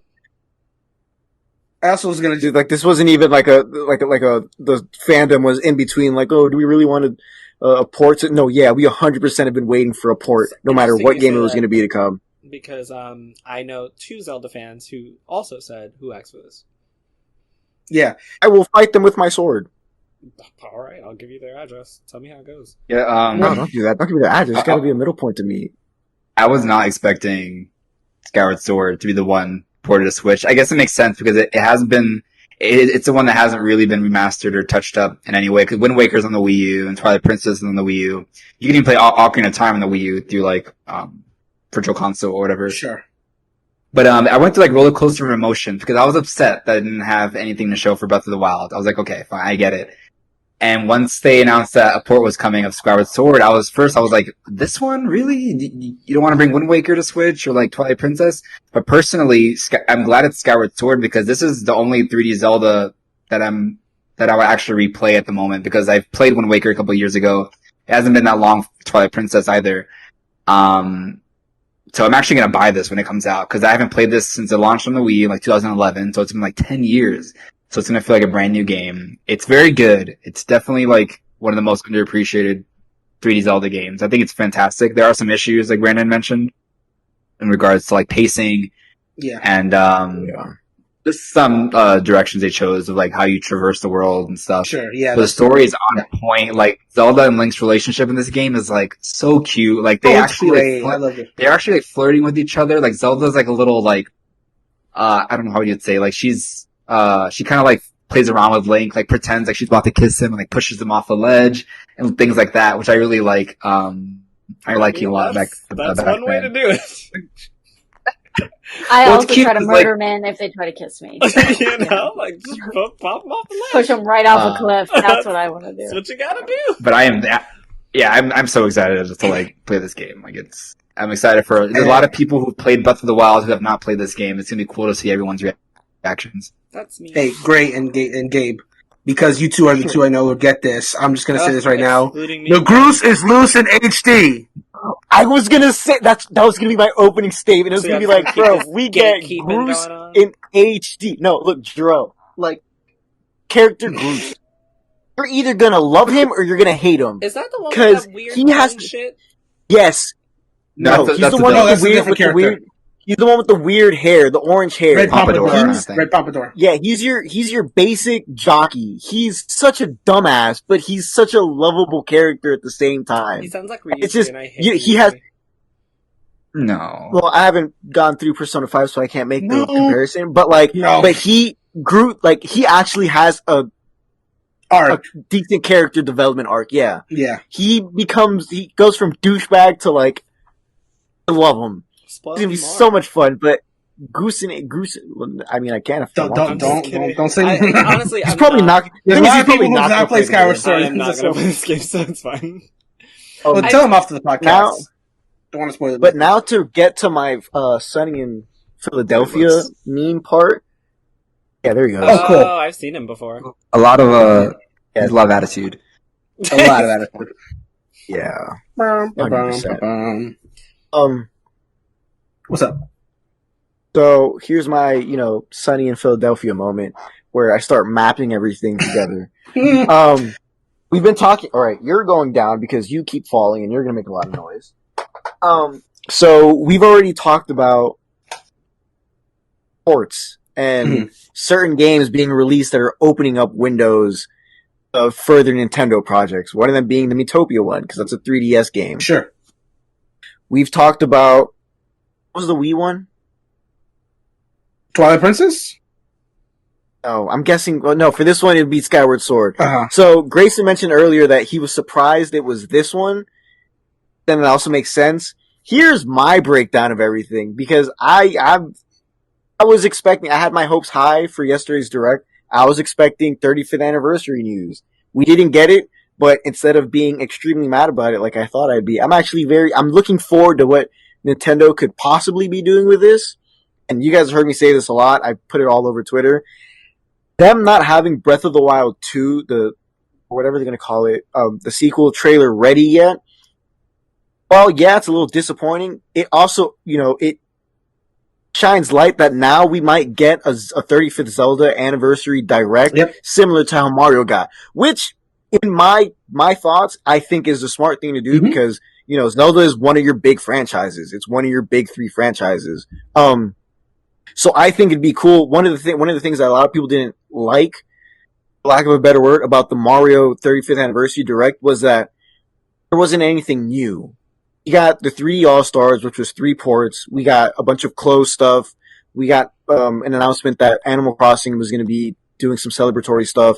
And then I guess the quote-unquote new thing we got was Bowser's Fury along with 3D World Remastered. And Mario Kart Live as well. Mario Kart Live, which, it's not like another big mainline game. Spin-off. So to me, I feel like now they have the chance to have the 35th anniversary direct. Now, with Skyward Sword removed out of a possibility of a port, of a 3 All-Stars like port, you can now fit the remaining 4 or just choose, the other 3 games and bring it similar in a similar way that you did Super Mario 64, Odyssey, and Sunshine. Now you have room to do that and you don't have to try and cram 5 games into one, or you don't have to leave out 2 games and have everybody mad. You're able to do that now. Probably going to have their clothes wear too. If they don't, whatever. They'll have that. Who knows? Animal Crossing might also, because I'm telling you guys. Oh, yeah. No. Animal Crossing is the place to go to 100%. Celebrate stuff. Yes. If you want to celebrate your game, you Put just call it Animal Crossing, because they're just so good at doing all that stuff. I need to stop being nice to Animal Crossing before people start to think I actually like it. Have that. So you get all that, and now you have the ability to be like, hey, here's the Breath of the Wild 2 trailer. We're going to present it along with the anniversary news because that's where we feel it'll fit in. So, again, I don't work for Nintendo. I don't know what the hell they're doing. This is simply what I think they'll be able to do. And again, with them bringing over a game from the 3DS, as you guys were saying, it opens up not so much, but it opens up stuff for Nintendo to do, and that's something they can do. You can now get Ocarina of Time, Majora's Mask, those 3Ds, and you can get them over to the Switch too now. I thought it would actually be very amazing. I'm a fan. I'm one of those Skyward Sword fans that I'll defend it to the end. because I think it's a really good game. Yeah, there's a lot of problems with it. I'm not gonna lie, I didn't like using the motion controls because a lot of the times, like, no matter how hard you thought it was calibrated, Link would just swing the opposite way, and like I think that's the one time I actually cussed out Link, like with full hatred in my heart, because he wasn't doing what I was asking him to do. But and it's like a tweet I saw earlier, Nintendo making the Switch Lite is almost forcing them to do workarounds of motion control. That's a really good thing because you're able to bring games like Skyward Sword to all Switch platforms because now you can do something, you can use the right analog stick, which I guess to me, that was kind of the obvious thing because I played games like For Honor, where in For Honor, the way you swing your sword is you have to move your analog stick a certain way before striking. So I thought that was the obvious thing to do. But yeah, I'm just really excited. Like the other thing I'll say, and this is kind of a general thing about the Direct, is a lot of people were like kind of, that go for specific franchises were kind of disappointed at the lack of overall anniversary news, because Zelda's not the only one. Metroid's celebrating one, Donkey Kong, even Pokemon's actually celebrating 3 anniversaries. They're celebrating Pokemon the entire franchise, Diamond and Pearl, which is 15, and Pokemon Go, which is now 5. And I think one thing that a lot of people didn't kind of tell themselves before going into the Direct was it's a general Direct. It's not anniversary Direct. And I'm at fault for it too, but I feel like it's unfair to have been yelling at Nintendo for the past year, like, oh, your Directs aren't, we're not getting any major Directs. We're only getting these mini indie Directs. We're only getting these small Directs that have nothing to do with your major titles. And then it wouldn't be fair for Nintendo to be like, hey, we're having a general Direct where we're only getting Super Smash Bros. Ultimate news and other games coming in the first half of 2021, and be like, oh, well, where's the news for this or where's the news for that? So, I just completely sidetracked off Zelda, but I had to say that before I forgot. Yeah. But yeah, I mean, seeing Skyward Sword come to Switch, it's like Greysun said, it was one of the games that hasn't received its HD or remastered version yet. So I think that's really cool to bring it. July 16th is kind of far for me. It hurts a little bit, but can wait. It's my baby. That was Shadow dropped. That would have been awesome. Yeah, weren't you the person who said the longer? Never mind. So the next. No, actually, because you guys have been hold on, because you guys have been quoting me wrong the entire time about that argument, and we're gonna get into that later. The next game we're gonna get into that later. Was Splatoon 3, which was revealed, and it launches in 2022. So that was everything on the Direct. Did you guys want to say anything about Splatoon 3? Yes, I do. I want to be a part of the Splatoon squad. It looked like they have so much fun. The announcement came out, and Twitter was just blowing up. Where I was like, "Bro, I want to get into Splatoon now." The Splatoon community just seemed like so much fun. We used to play the Splatoon memes they were making every weekend. I think it was every weekend we would get together and play Splatoon, and then they stopped playing with me. I'm jealous I wasn't here for that because it just looks like so much fun. We now only get together to do Splatfest. We were playing every fucking weekend when Splatoon 2 came out. Now we only play Splatfest. Now we have Splatoon 3 to look forward to. Oh, bullshit. We'll see.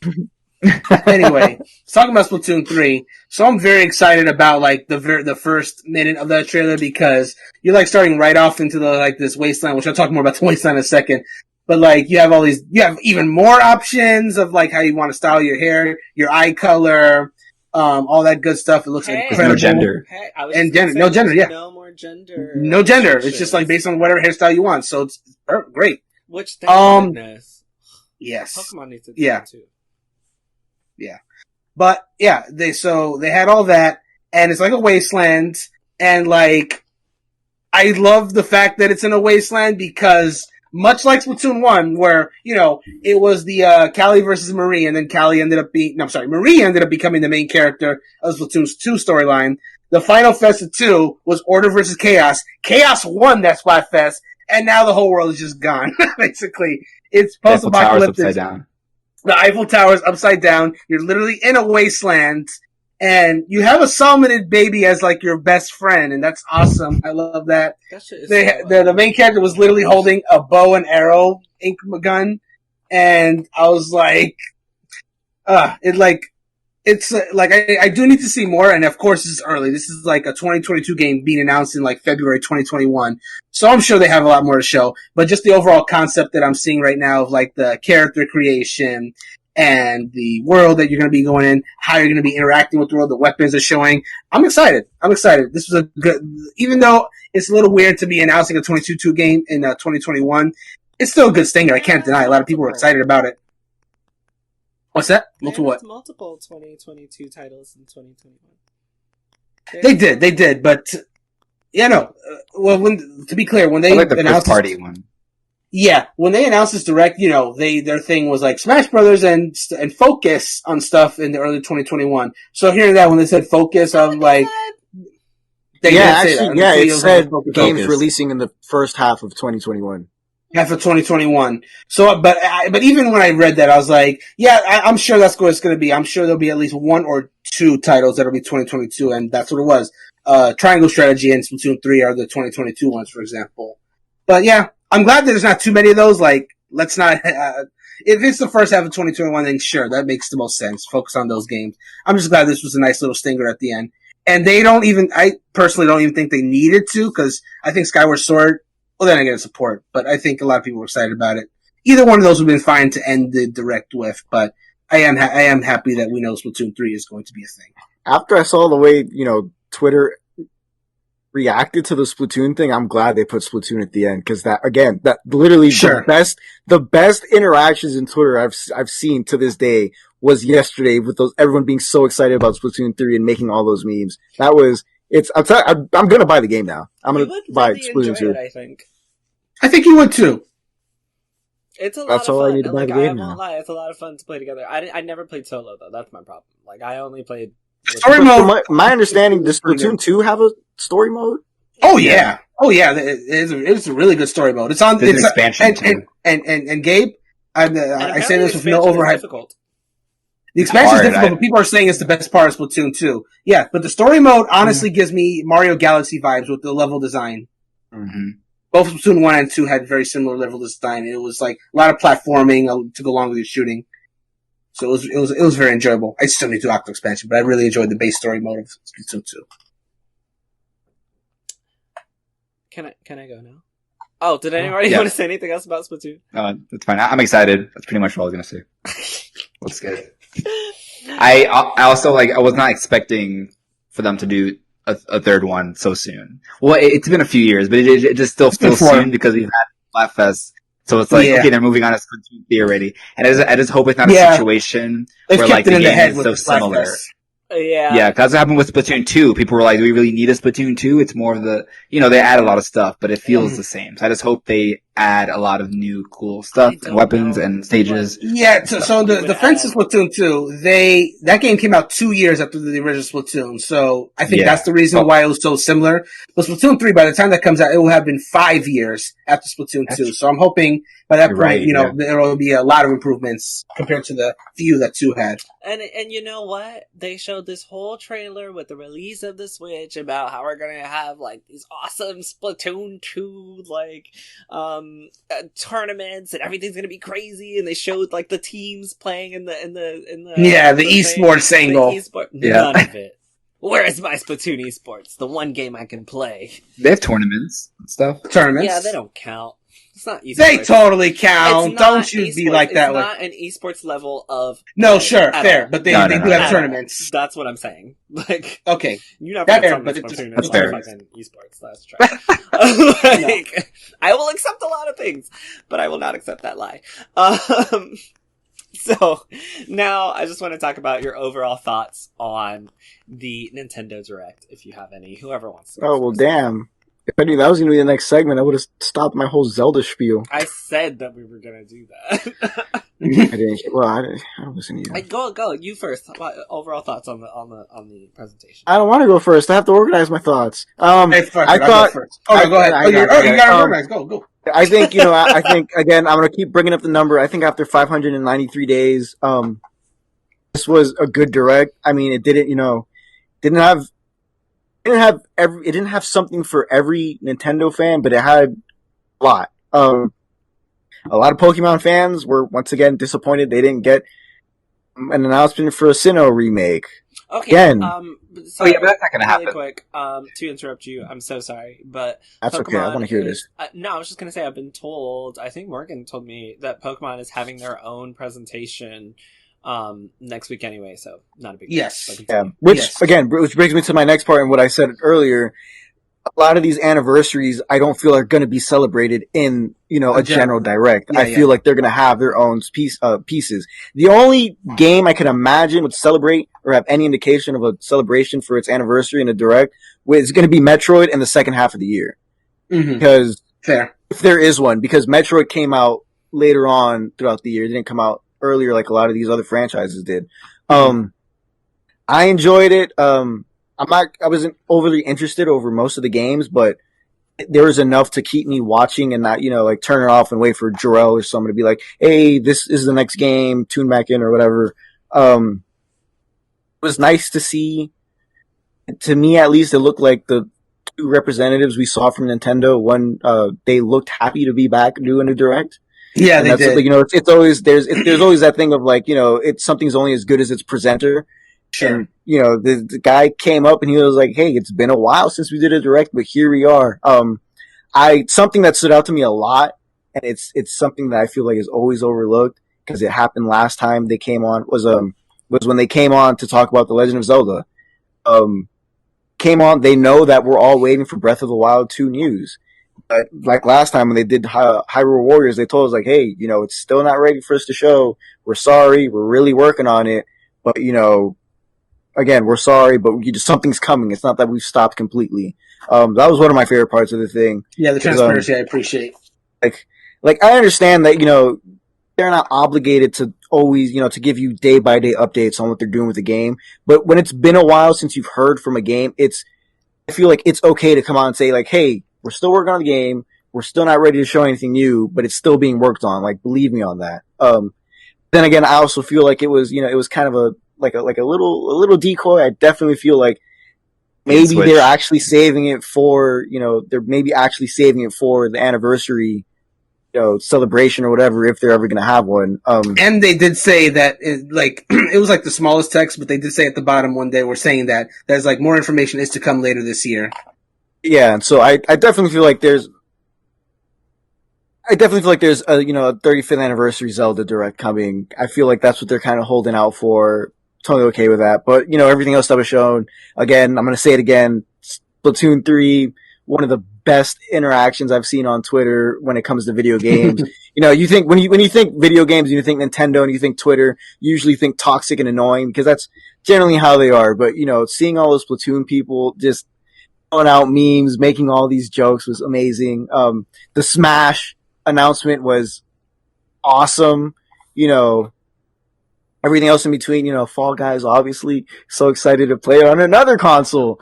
It's just everything else in between. Some of the games look interesting that I've never really been interested in. Like, for example, the Project Triangle. Fingers crossed they change the shit out of that name, but because every time we say it, we start laughing. But, that game kind of drew my interest. Yeah, this feels like I'm going to say this feels like a good year for Nintendo because Nintendo always has good years. It just feels like I'm going to ignore that because we've been back and forth in Nintendo stuff the past couple of podcasts. No. When you said Nintendo has a good year, I was like, of course, like their fucking financials prove that. Like, they had we talked about it in the last podcast. Their financials are just off the charts. They had a good year. I'm excited.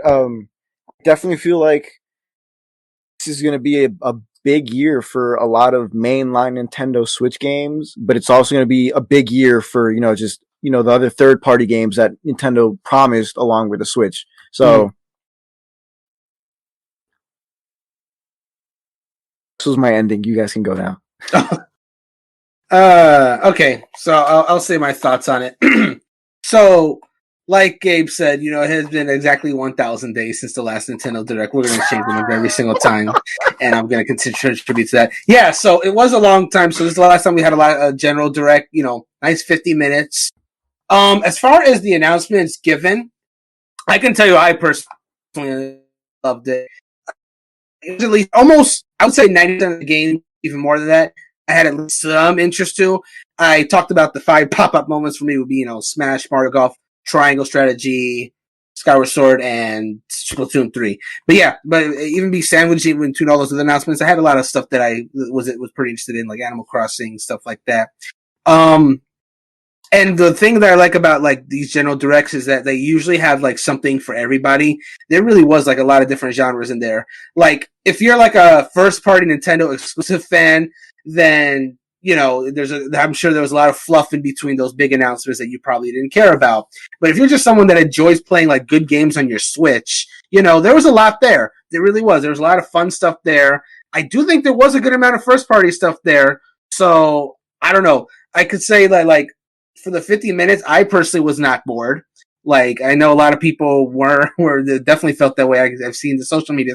This has been the most divisive direct I've seen in a minute. But then again, we haven't seen a direct in a minute, so there you go.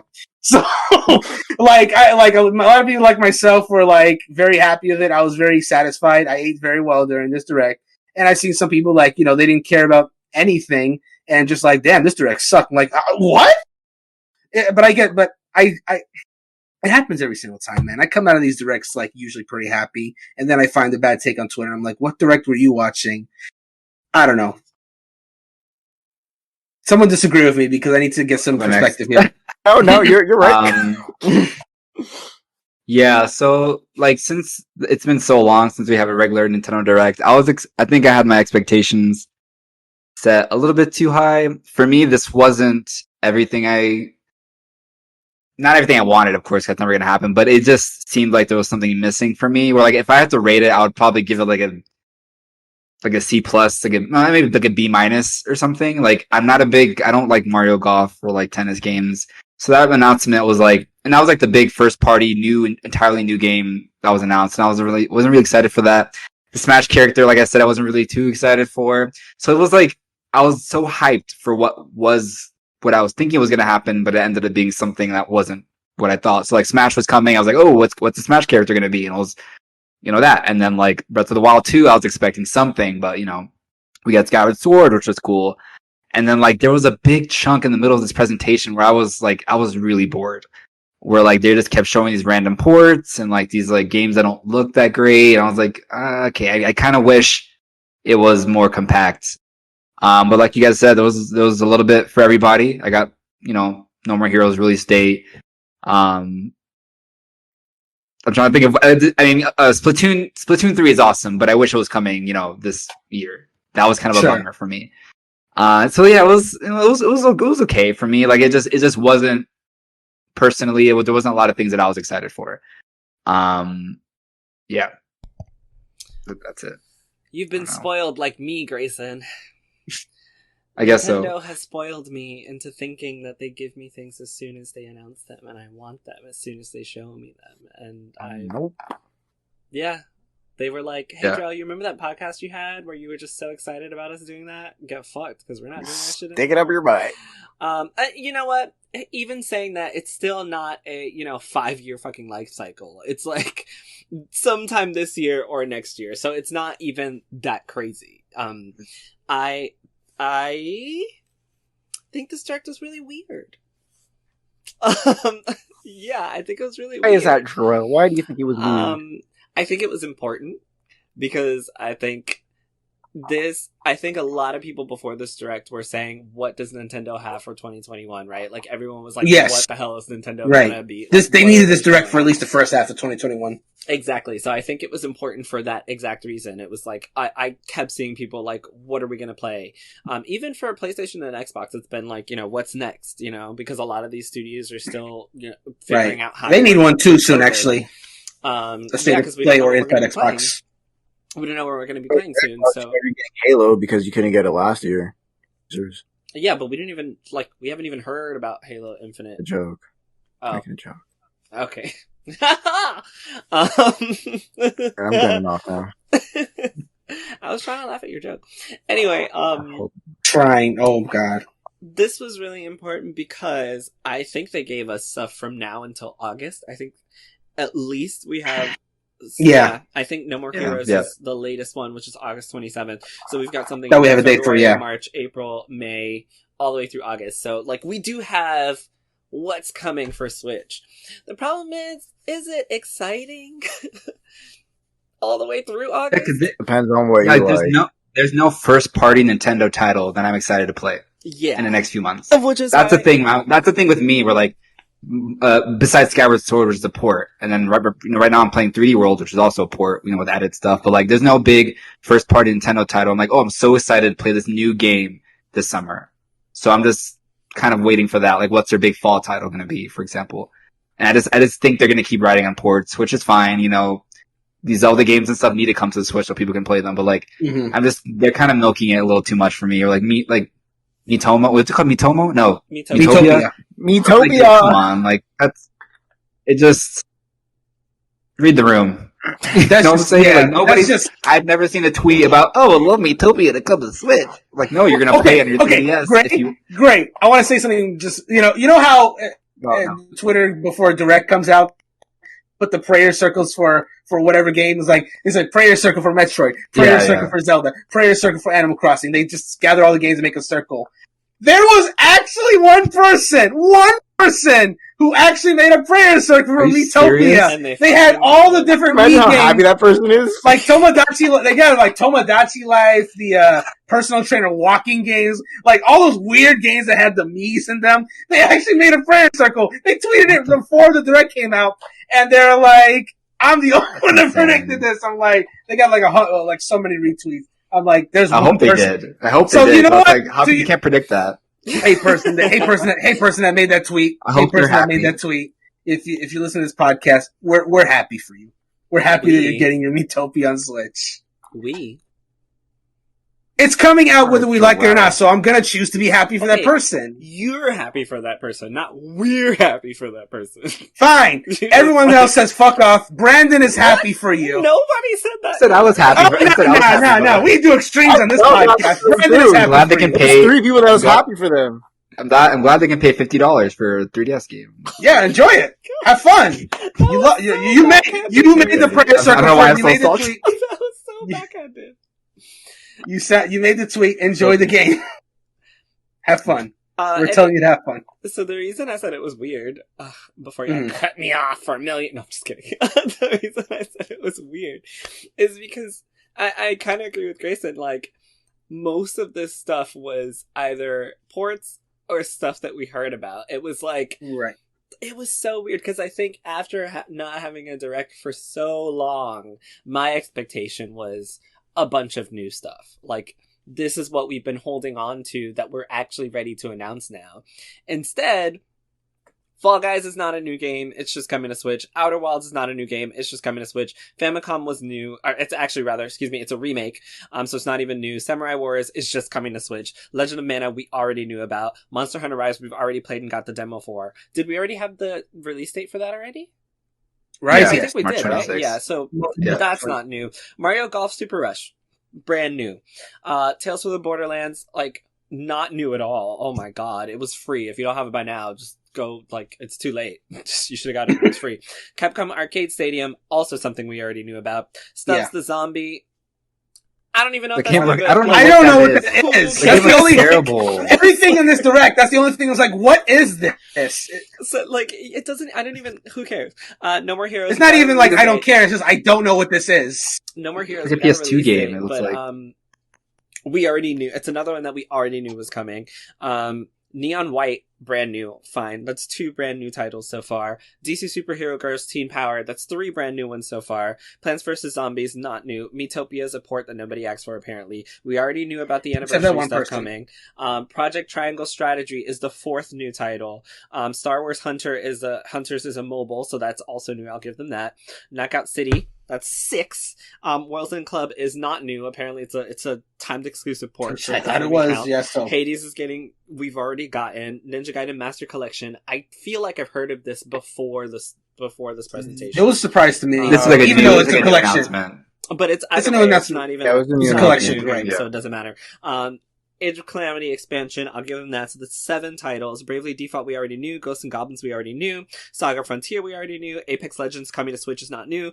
Skyward Sword HD is a port, and Splatoon 3. That is 5, 6, 7, 8, 9 games being generous out of the 30 that was mentioned for an hour's worth of watching. That's why I think it was really weird. It was like, I don't know that this is what a full direct is supposed to be. I know that sometimes they're hit or miss, but I think for not having one for over 500 days, and the first one to come back to is like 9 new titles and then a bunch of filler. It's like watching a filler in an anime and not knowing whether you like that filler or not. It's like, I like some of that stuff in that filler. It kind of goes together with everything. Like, it makes a full picture. But was it a good episode? In the long run, it might have been a good episode. It was just kind of a weird episode. Like, it was something, I guess, for everyone. But even if you say it's something for everyone, we already knew about the stuff that was for everyone. It's not like the stuff that was made for everyone was brand new. It was like, if you liked this before, guess what? It's coming, right?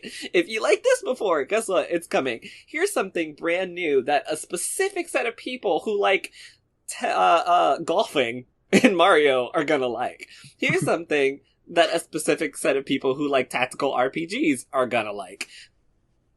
And there's your I have a question about that then. So if Nintendo announces a 50-minute direct, is it fair to like I would think it's fair to assume that most of what you're going to be announcing out of, like, in this case, the 30 titles would be new. But do you think it's fair to expect that 100% of the titles is going to be new? No, I wouldn't expect that at all. But my personal experience, when they said 50 minutes, I was like, thank God, because they've been doing these 10-minute nonsense things that don't give us, like, much of anything, which could have been a tweet or an email. Huh? You yelled at me for saying that last time. I just like to yell at you.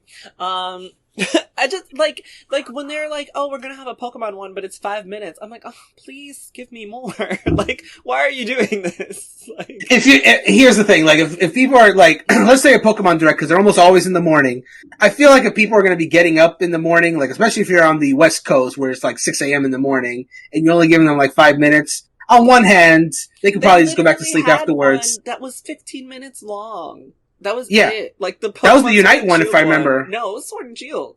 The first Sword and Shield, where we finally saw the starters. Game, It was like, hey, here's 15 minutes. And I was like, what the fuck am I gonna, like, get from this 15 minutes? Well, if it's one game, 15 minutes, I think the starters are. No, not for a brand new fucking Pokemon title. Like, I want yes, it is, because they're gonna give more announcements over the year. No, but listen, but hear me out. But hear me out. Okay. Sure, hear me out. All I'm gonna say is, like, yeah, like, it's too short if, like, you want all the game information, but they have all the plans to, like, space that out, which we did. And, like, 15 minutes is a good introduction to new game that's coming out. And then going forward, you can, like, hear more information as the year goes on, which we did. That's all I'm saying. I don't think I think that's fine. I don't like that as a strategy. I feel like if you're gonna do an announcement, do, like, a 30-minute, like, when you're ready, give us 30 minutes of full shit. Don't, like... And the other stuff they did over the year is what you're saying? 30 minutes introduction No, because they did stupid shit, like, make everybody stay up 24 hours for fucking Ponyta. Like... Oh, I don't agree with that. Let's be clear. Not everything they did in the marketing was... What was that about? What? That was terrible. 24 hours looking at a forest to get it... Yeah, that was very experimental marketing, and, like, I don't think that was a good idea. I'll explain the whole thing after this. It was trash, basically. It was the worst. And breaking the website to get the Surfetch reveal. That was, at least that wasn't 24 hours, though. I literally forgot my whole point. You were saying about the 15 minutes of the game being announced. More mainline games should get more screen time together. That I don't. You're talking about how. Oh, you were talking about how the Direct felt weird because we were getting a lot of games that we already knew about. Were happening. And then you asked me, what do I think that 100% of it should be new? Oh yeah. No. Yeah. That's what I was asking. No, I don't. Which I also don't think it should be 100, but I think it is fair. I think it is fair that it should be mostly new stuff. But 50 minutes, I don't know. When I hear 50 minutes, I'm not expecting, like, the new game.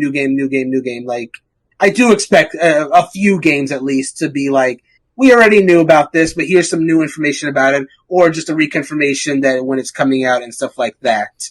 So, I don't know. I personally feel that maybe we're putting just a bit too much emphasis on completely new stuff we've never heard about. Sometimes it is good. I feel like I think sometimes there's a room for a general direct. Yeah, sure, but we haven't because we haven't had one so long. But I think in a world where the general direct was not gone for as many days as it were, it'd be perfectly acceptable for a direct to have new information on games we did know about, just to continue the marketing of said game.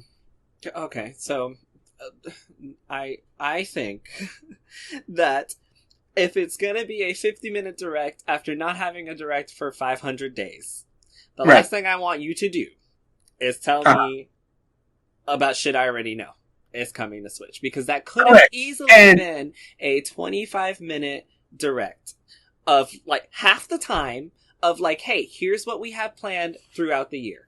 Or you could have, done a Smash Direct specifically later on in the year, closer to March. And with your reveal, maybe you want to tie it in with the big one. That's fine. But a lot of these, like, you could have done a 25-minute, this is what we got planned for the year, and a separate 25-minute, this is all the new shit that we're planning for the year. It didn't have to be 50 minutes long of a bunch of stuff that, like, some people cared about and some people didn't. I understand why it was, and that's why I think it's a really weird direct, because Monster Hunter Rise didn't have to be in this, like, at all. What was the other one? Ghosts and Goblins Resurrection didn't have to be in this at all. Samurai Warriors 5 didn't have to be in this at all. What's weird is that they did they did two different sections of like, hey, here's a reminder of some games coming out. They did that twice. They usually do that once per direct. We're like, okay, we've already announced this game. Here's the date real quick. Moving on. Date, moving on. They did that twice. Even you guys said Star Wars Hunters didn't need to be there. Like, but hold on. But what happened to the topic point of if you can get your slot in a direct or something like that, go for it. So maybe that's what this was. I'm sure that's exactly what it was, which is why I felt like it was kind of a disappointment. I'm not saying that you shouldn't do that. I'm saying I can understand why someone would have watched this, seen Miitopia and Samurai Warriors 5 and Legend of Mana and Outer Wilds and Plants vs. Zombies and DC Superhero Girls and been like, what is this? Is this what Nintendo has planned for the rest of the year? I can completely see that happening. I only liked 2 of the games that were on here. 3, actually. There were, out of 30 games, only 3 of them excited me. Kellie doesn't give a fuck about any of this. So, like, it's like, I completely understand why people would be bored with this. And I think coming back after 500 days, it can be really weird for this to have been your return. If you didn't end on Splatoon 3, I probably would have said it wasn't good. I know people are excited for Zelda. I think Zelda's going to be a really big thing. I think they're going to have a specific thing for Zelda. I think it was great to show off the Joy-Cons and show off the Skyward Sword. I think that's also a great thing to tie into this. But I wasn't expecting anything Breath of the Wild 2, honestly, because I don't think that game's coming for another 2 years. And this is me. You guys can totally disagree. It might be out next year. I just don't think it's coming for another 2 years. I think that we're still working through learning how to develop with COVID. And I think they're getting much better at it if Smash is any indication. But I look at this list and it's a lot of games, once again, that either I already have, or I could have had, or I've already played somewhere else, or I could have played somewhere else, and I chose not to. And because of that, I think it's weird. I don't think that you have to have all brand new games, but I also think that if you're going to come back after a while, you got to come a little bit harder than Animal Crossing, Super Mario 35th Anniversary themed items, and Plants vs. Zombies. I don't know. I felt they came back hard. That's my opinion. The Animal Crossing presentation wasn't good enough? How dare you? We've already seen it. How dare you? We've literally Animal Crossing. It's Animal Crossing. But that's going back to what I was saying. But hold on. That's going back to what I was saying before about there being a room for new stuff in about games we already knew, because we did know about that Mario stuff. But now we know more. We didn't know about that warp pipe stuff. We didn't know exactly what items we're getting in. And you know what when they show us that, when they show us the new update for Animal Crossing, that's when they show us the whatever, the festival's coming, this is what's in it. The Mario shit's coming, this is what's in it. The Mario stuff matters more than those other events, though. Especially since that more. It does. Okay. Tell me it don't. Technically, it does. No, look.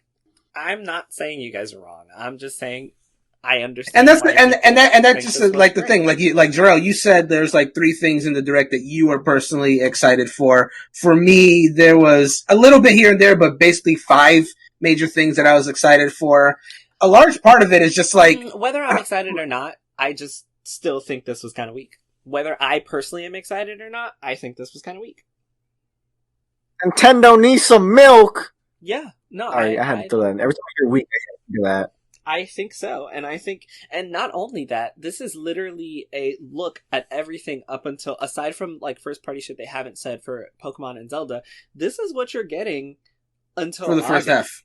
Like, yeah. This is August. That's 4 months until the year is out. Like, this is what we're showing you we've got planned aside from first party stuff. So if you're looking at it that way, it's another reason to kind of be disappointed with this direct. And like, I feel like I sound like a hater. I was entertained by the direct.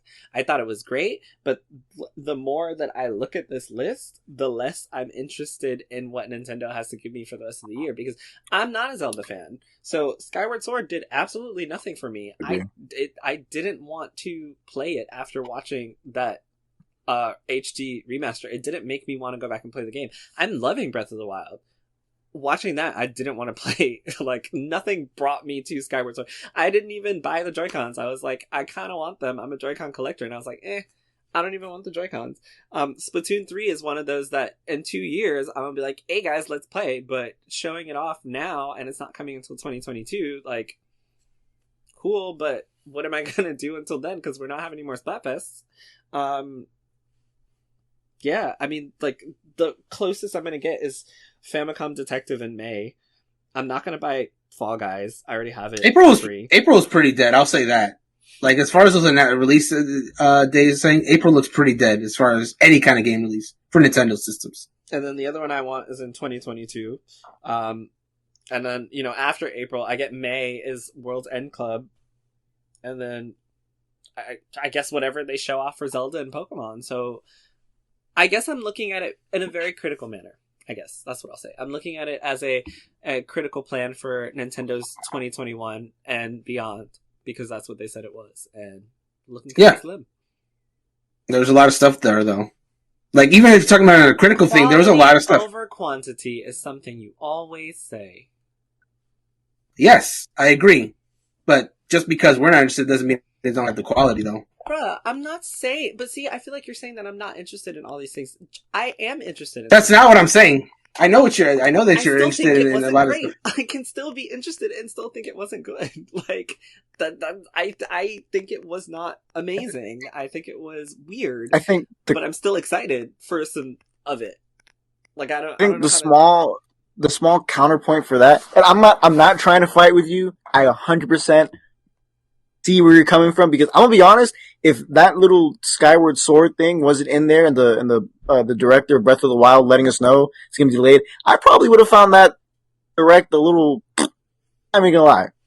For me, it was the Zelda, but I think this might be their way of counteracting the backlash they got last year from doing those weird short directs throughout different months. So I feel like they kind of like, oh, well, they didn't like that, so let's just put everything we were going to say anyway into one big direct and kind of release it. Is it empty? Yeah, I agree with you.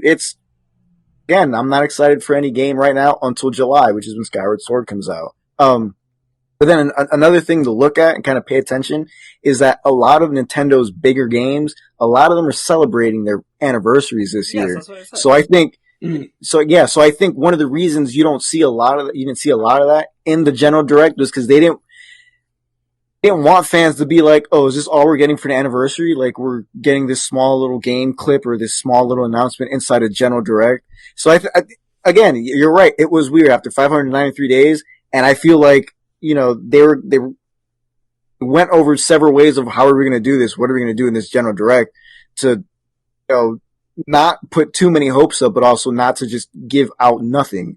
So they were kind of finding a weird middle ground of putting everything together without, overreaching or putting too much stuff.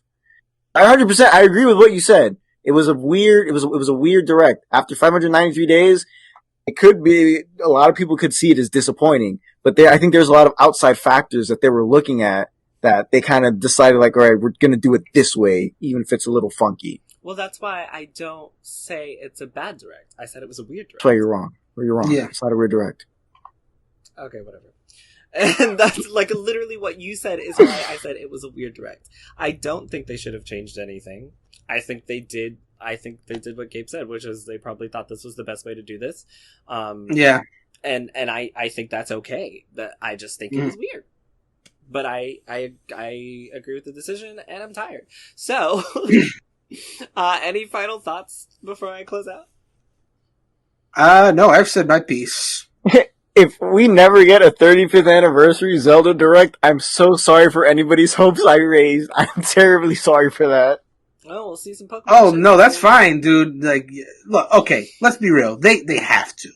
Like, if there was a Mario Direct, there has to be a Zelda. I'm also going to raise them there's hopes, a lot of times, I think it's basically guaranteed.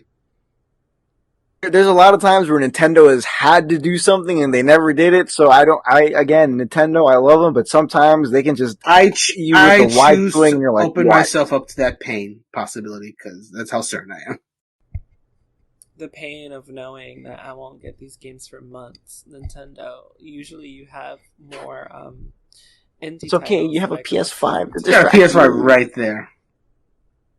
Yeah, but I just got this brand new red ass Switch that I want to play. The fuck? What my game's at? Which is extremely amazing. Can you hold to the camera a little bit more? It's Because beautiful. you actually didn't show us in chat. I couldn't afford Side of it, the box. right? And I was like, I shouldn't do this. I can't afford this. Somebody telling me not did to it buy anyway. this. And then Gabe was like, oh my god, just buy it. I have proof. He literally said, oh my Yo, god, just excuse buy it. And I was like, no, because you were arguing me. I first said don't buy it. I said don't buy it, and then he started giving me these bullshit excuses. I was like, you know what, man, just buy it. All I remember is reading Gabe say, just buy it. And I was like, again, selective memory. And with that, thank you for another wonderful episode. Thank you, Brandon, Kelly, Gabe, and special guest Greysun.